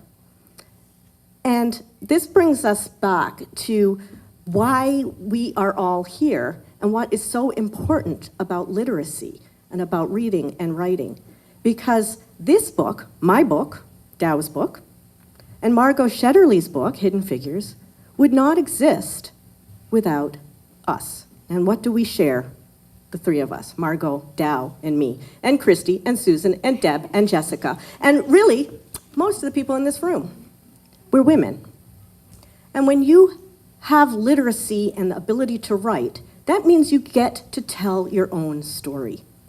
And why was Katherine Johnson not known? Why was Sophie Germain not known, and all the other thousands of people, women, people of color, who've done amazing things?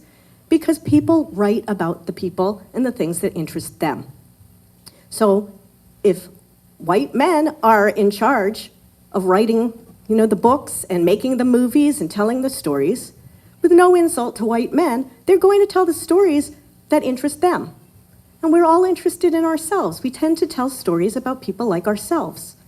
So it's so important that people like me, a woman, can tell a story that interests me, because that's how we change things, through the power of words and giving voice to people who don't have a voice.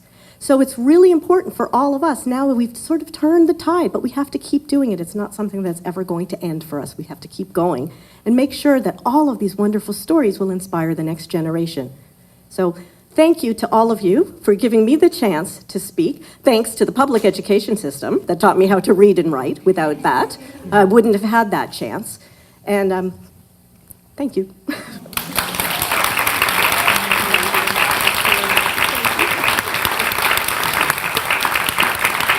And now we welcome Dow to the podium, who's going to share her presentation.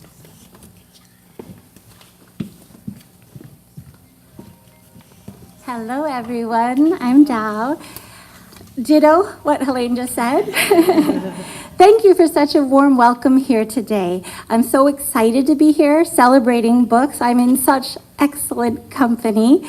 I am so happy also for this opportunity to say thank you to many people today and who've brought me to this moment that is the pinnacle of my art career to date. First, thank you to the Cooke Award Committee and to all the educators here at Bank Street for championing children's books and their readers. And speaking of the readers, thank you to all the children who voted for these books. You have helped to show us what kinds of books you like, and so we can make more. Opinions of Children Matter seed because you are our future. And I love that you've been encouraged to make your voices heard with these choices, with your vote. Next, I want to thank my agent, Deborah Warren, of East West Literary Agency, our fabulous editor, Christy Ottaviano of Christy Ottaviano Books, talented author Helene Becker, and Jessica Anderson, Carol Lee, Patrick Collins, our marketing team, all of the Henry Holt Macmillan family.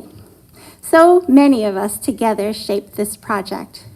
Here's a little bit about how I came on board for Counting on Katherine. First, I joined Deborah's agency in fall of 2015 after meeting her at a Society of Children's Book Writers and Illustrators conference in Denver. And soon after, she shared my work with Christy Ottaviano, and she chose me to illustrate as my debut, Myelin, Artist Architect of Light and Lines by Jean Walker Harvey. She's wonderful. And then after that book was complete, Christy found another project for me, this one. Christy is an extraordinary editor with a keen eye who saw the potential in Helene's work. She described Helene's writing as strong, and when I read Helene's manuscript, I couldn't agree more. I also thought, how was it that Katherine Johnson wasn't already a household name? Her story definitely deserved to be told.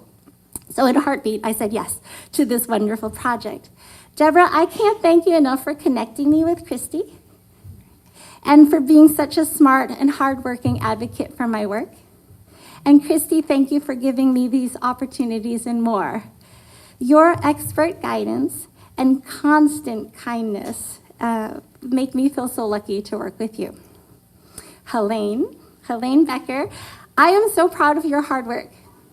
And researching all this information about Katherine Johnson, reaching out to her family with an interview, I am in awe of your talent and talent with words. And not just with nonfiction like this book and Zoobots and Hubots and Megabugs, but also fun and delightful books like Sloth at the Zoom and Porcupine in a Pine Tree. I'm so glad we're a team, Helene. It's very hard to believe that today's the first day we met. So 3.5 years ago is how long I've been working with Christy, and 2 years with Helene. And today, what a great and memorable occasion for our meeting. Last but not least, I want to thank my family who supported me in my choice to pursue a second career, despite the fact that this meant my every free moment was spent learning how to illustrate and write children's books. My husband, Michael, stepped up to redivide the labor in our household to give me more time when he realized how serious this passion of mine was.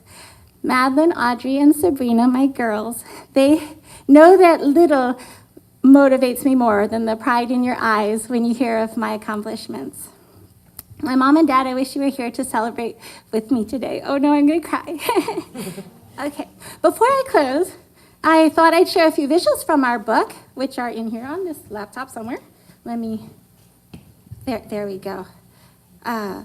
So this is my storyboard. This is how I start all book projects, and it may not look like not much to you, but it's so important to me to be able to break up the words and decide what images go where. And if I have to do big revisions, I go back to the storyboard. Again, it's only probably helpful for me to look at.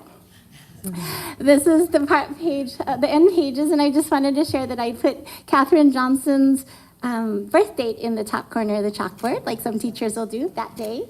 And that's the original sketch that I put in color. Behind it is texture that's created with acrylic or watercolor, whatever I have. I have a whole file of textures that I'll overlay and merge with my sketches to make the final art. This is another sample of the same kinds of things.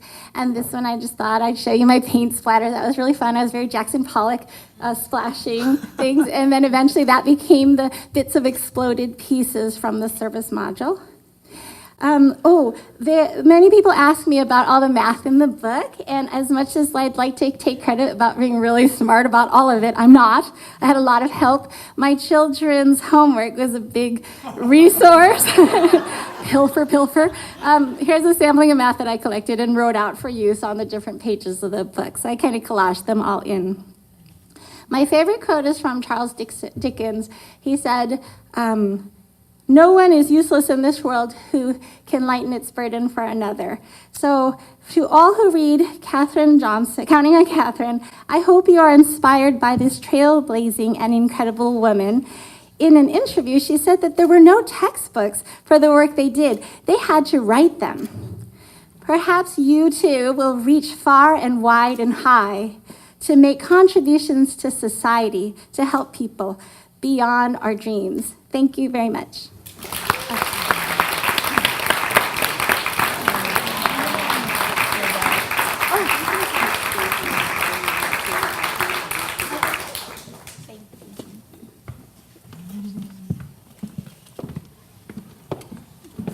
Can we have one more round of applause for all of our award winners today?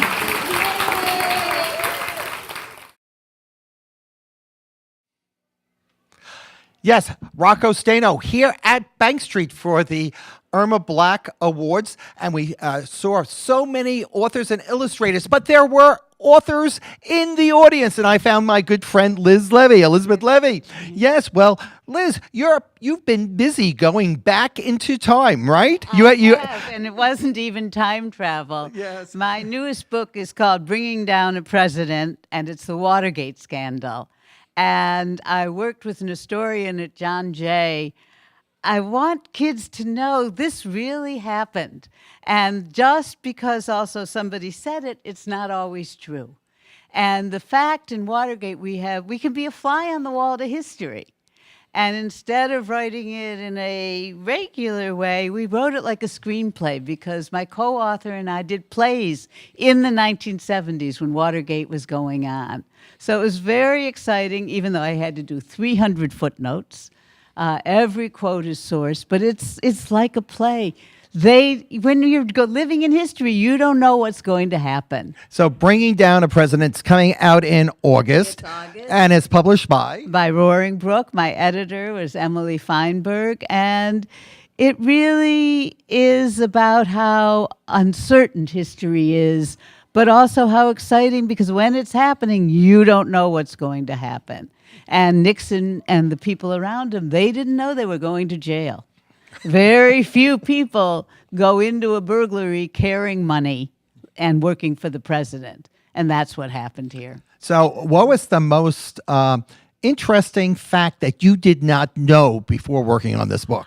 I didn't know that the night before they went to burglar the Watergate and bug the Watergate offices of the Democrats, that they got locked in the closet and had to pee into a empty whiskey bottle. And they really were the burglars who couldn't burgle straight. And the other was actually how touching it was that someone like Barbara Jordan, who was a black congressman, said, the Constitution didn't include me when it was written, but it's still important, and that no president is above the law. Those two things, both the funny and, as Paula Danziger always tried to tell me in writing, you try to mix it all. Right. And it's in history. Well, that's coming in August, Bringing Down a President. So glad that you, yes, so we're looking forward to it, and I'm so glad that we saw you here in the audience. And look at this, she has all these different buys books. So these are some of the award winners today, and it's thrilling to be here. Thanks for being with us. Yes, here we are back at the Irma Black Awards, and I have the winner of the Irma Black Award, Ryan Higgins. Congratulations. Thank you very much. Thank you. Thank you. This is the first time you're winning this award. It is, yes. Yeah. And the book is We Don't Eat Our Classmates. And just the title makes me laugh. Oh, thank you. Yeah, yes. So so tell us the premise of the book. So this book is about Penelope Rex and her first day of school. When she gets to school, she's very nervous about what her classmates are going to be like. And when she gets into her classroom, she finds out that they're all children. So she eats them. Yes. There's more that happens after that, but I don't want to give it away. Yeah, many teachers do that metaphorically. Yes, no, but anyway. So the most difficult spread in the book. Oh, sure, yeah. So for me, one of the more difficult spreads was this one here when she first sees her classmates. And the reason, there she is right here. She's shocked, and here are all of her classmates. The reason this was more difficult was mostly just because this is the first time I drew her classmates. And one important thing for me while making this book was I wanted the children who read this to relate to Penelope, not to the classmates, because if they relate to the classmates, this becomes more of a horror book because they get eaten. So instead, I wanted them to view this book from Penelope's point of view. So the character design that went into just creating this one spread was very important to me. So I made Penelope as cute as possible, gave her a great big head with her eyeballs low down on her face, pink overalls, just to give her lots of spunk and character. And the kids, I tried to make them pretty cute, but I gave them all little dots for eyes, and their expressions aren't quite as big as Penelope's. So the idea is just kids looking here, they see these kids, they think they're fun to look at, but they are supposed to gravitate towards Penelope. Yeah, so today's event was a family affair. You were here with your wife and 3 children. Their names are? Griffin is my oldest, then we have Cecilia, and then our newest is Harrison. He was the one making so much noise while everything was going on. Right, so you passed the test. And tell us about the dedication. Oh, yeah, so this one is dedicated to lots of people. Well, actually, it's dedicated to my mom and my dad. So my mom read to us a lot when I was a kid, and my dad, he actually has trouble reading. He has my brother, my father, and I all have this issue where our words get garbled up. It's not quite dyslexia, but it's similar to it.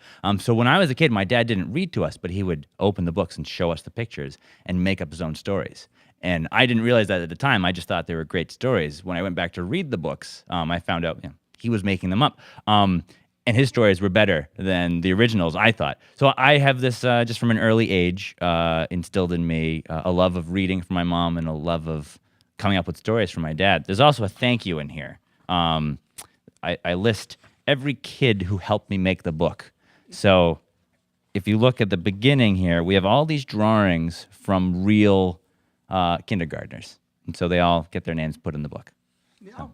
Terrific. Well, I know I'm keeping you from lunch, so thanks for taking some time to speak with us. Oh, thank you very much. Thanks, everybody. Yeah, and there you go. Yes, he does a great job. Yes, so we're moving right along. Yes, so we have the author and illustrator of Counting on Katherine, and I have a project for Katherine Johnson, about Katherine Johnson. I think there should be a stamp in her honor, and I have just the person. I know just the person who can design the stamp. Right. Yeah. So introduce yourselves.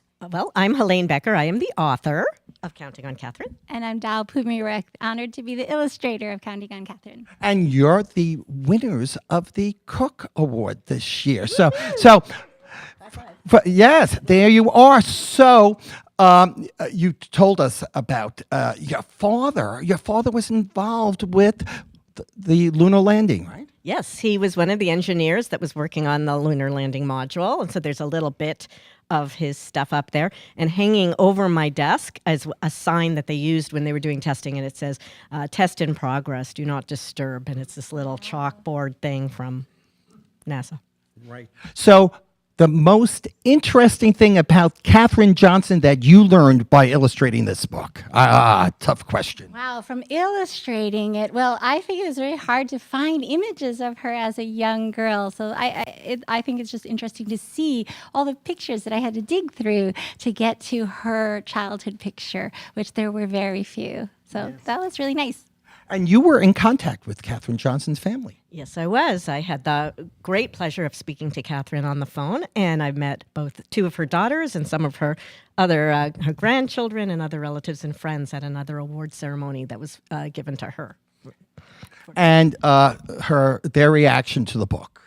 They seem to like it. I haven't gotten any nasty letters from them. So, no, they do like it. Katherine Johnson herself was a 5th grade teacher, so she was very happy about the idea of having there be a children's book about her.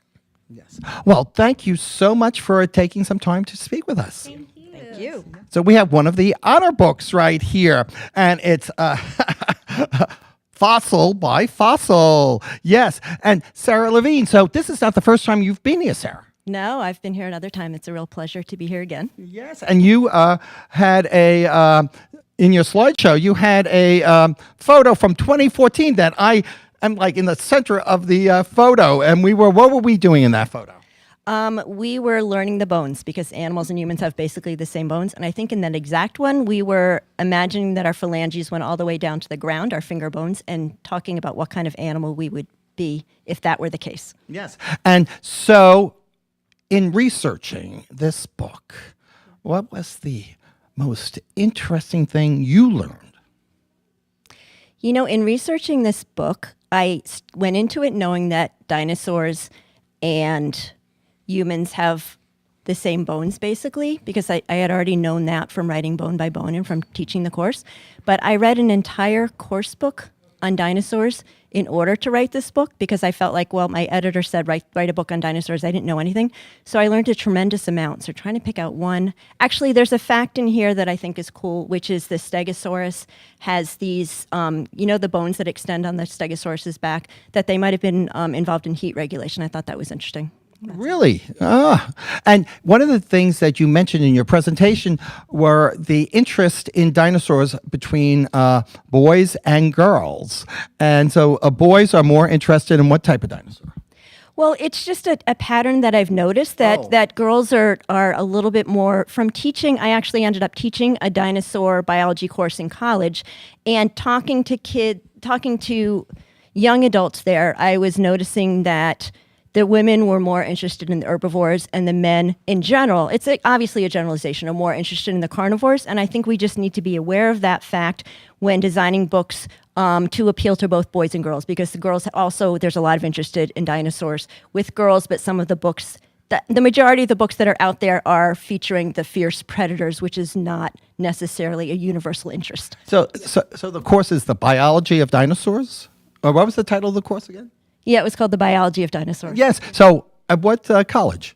At Wheelock College. Oh. So who knew that you can actually take a course on the biology of dinosaurs? So if you're interested in dinosaurs, I guess Wheelock College is the place to go.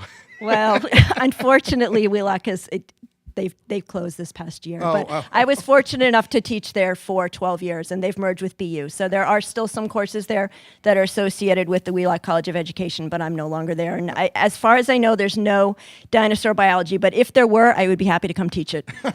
Okay, thank you and congratulations. Thank you very much. Yes. Yes, Stumpkin, yes. And so, Lucy, you have done so much for some sad pumpkins. So, yes. So Stumpkin is about.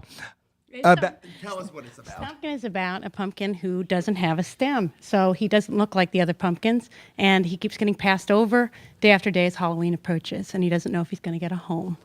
And so I'm trying to open up your minds to the idea that this could be a perfect pumpkin in some way. And pumpkin producers are very thankful for your book, because now that's a whole new market for those stemless pumpkins. Yes. So you did show a photo of your young child picking up a stemless pumpkin, but when you were actually drawing the illustrations, creating the illustrations, did you have like various pumpkins sitting in your studio? Stumpkin, the thing he looks the most like is a basketball.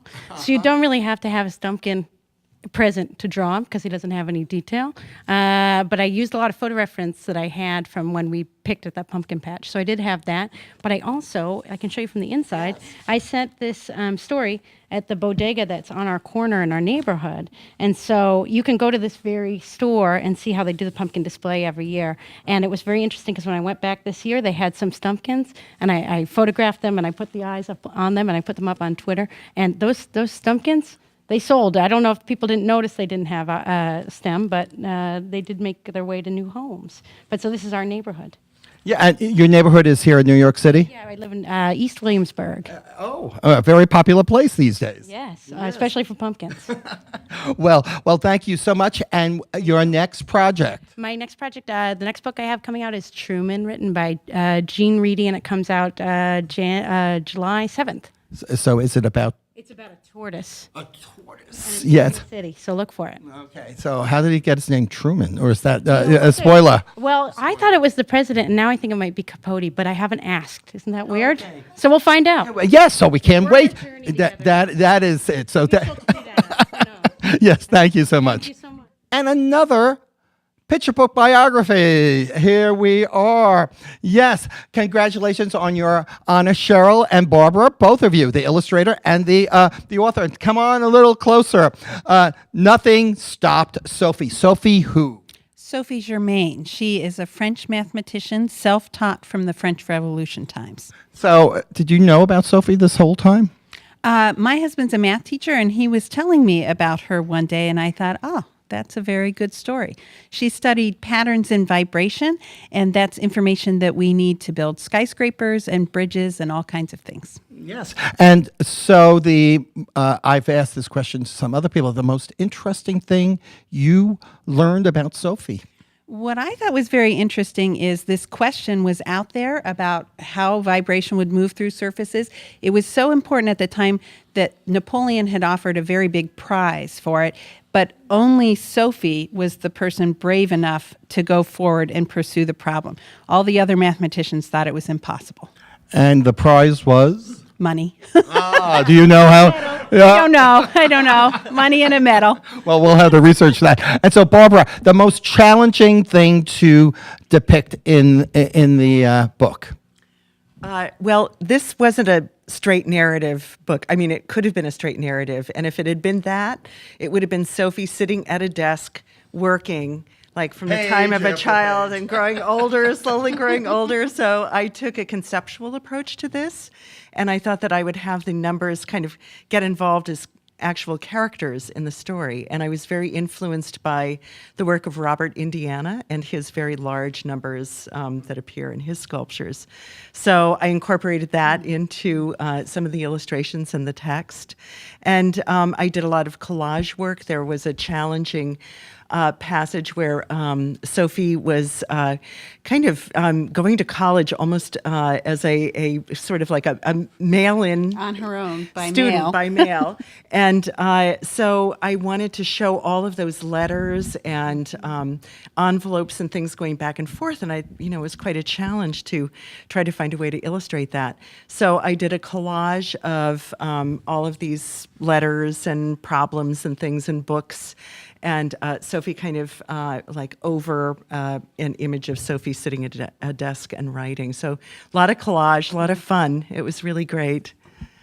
French. She was French. Yes. Lived in France. So is the book going to be published in French? The book is published in French. Oh. It's also been translated into Japanese. Mm-hmm. Yes. Oh, well, terrific. So a reason to go to both Japan and France. So thanks for being with us. Thank you. And we have the keynote speaker today, someone that we're all familiar with, Brian Floca. Yeah, good to see you with your revised moon. Yes, moon. For the 50th anniversary of the first moon landing. Time flies, right? That's right, yes. I know. And so do men. So some of the people involved with space exploration that you've actually met. There was a big dinner here at the Explorers Club maybe a month ago, and I'm not sure met is the right word, but I certainly stalked some astronauts then. Yeah, hobnobbed. Yes. Hobnobbed. Somewhere between hobnobbed and stalked. Yeah. Yeah. Did you have your book with you and you kept on saying, hey, look at this? Once or twice, yeah. So the illustrations, in your presentation, you showed us the process from the first time the book came out and your revisions. So where do you keep all those things? All your illustrations? Or do you give them away so like I could have one? No, you don't. I'm giving you a hard time. I keep them in portfolios in a corner of my bedroom and at my studio under my desk. And it is kind of a problem to make books for a living, to make physical things for a living, and also to buy books to do research in order to do those other two things. Like the accumulative power of all of that is quite considerable. Yes. So the three fellows in the back on the back cover. Yes, sir. Yes, they are. They are Neil Armstrong, Michael Collins, and Buzz Aldrin. Yes, and so was Buzz at? Yes, very good. So Buzz at the Explorers Club. Buzz Aldrin and Michael Collins were both at the Explorers Club. Yeah. Well, that's exciting. So, so for all you people that bought the book when it first came out, they should also buy this because there's additional information. I'm not going to advise anyone against that. No, I'm telling people to do that. There are extra pages in the book that show now how the astronauts got off the moon after they landed on it, and then re-entry to Earth, which is this, this very dramatic moment where you're flying through the air at 400 miles a minute on fire, and I think it just says something about the story itself that's a moment that even conceivably could have been left out of the original. Now, before we send you to lunch.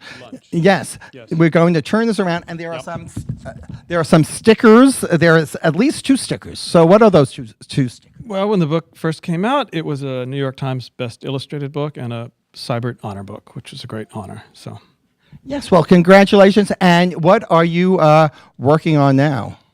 I'm working on getting back to work. That's okay. So he's available. So, well, thanks, and I'll let you go to lunch. Thank you so much. Yeah.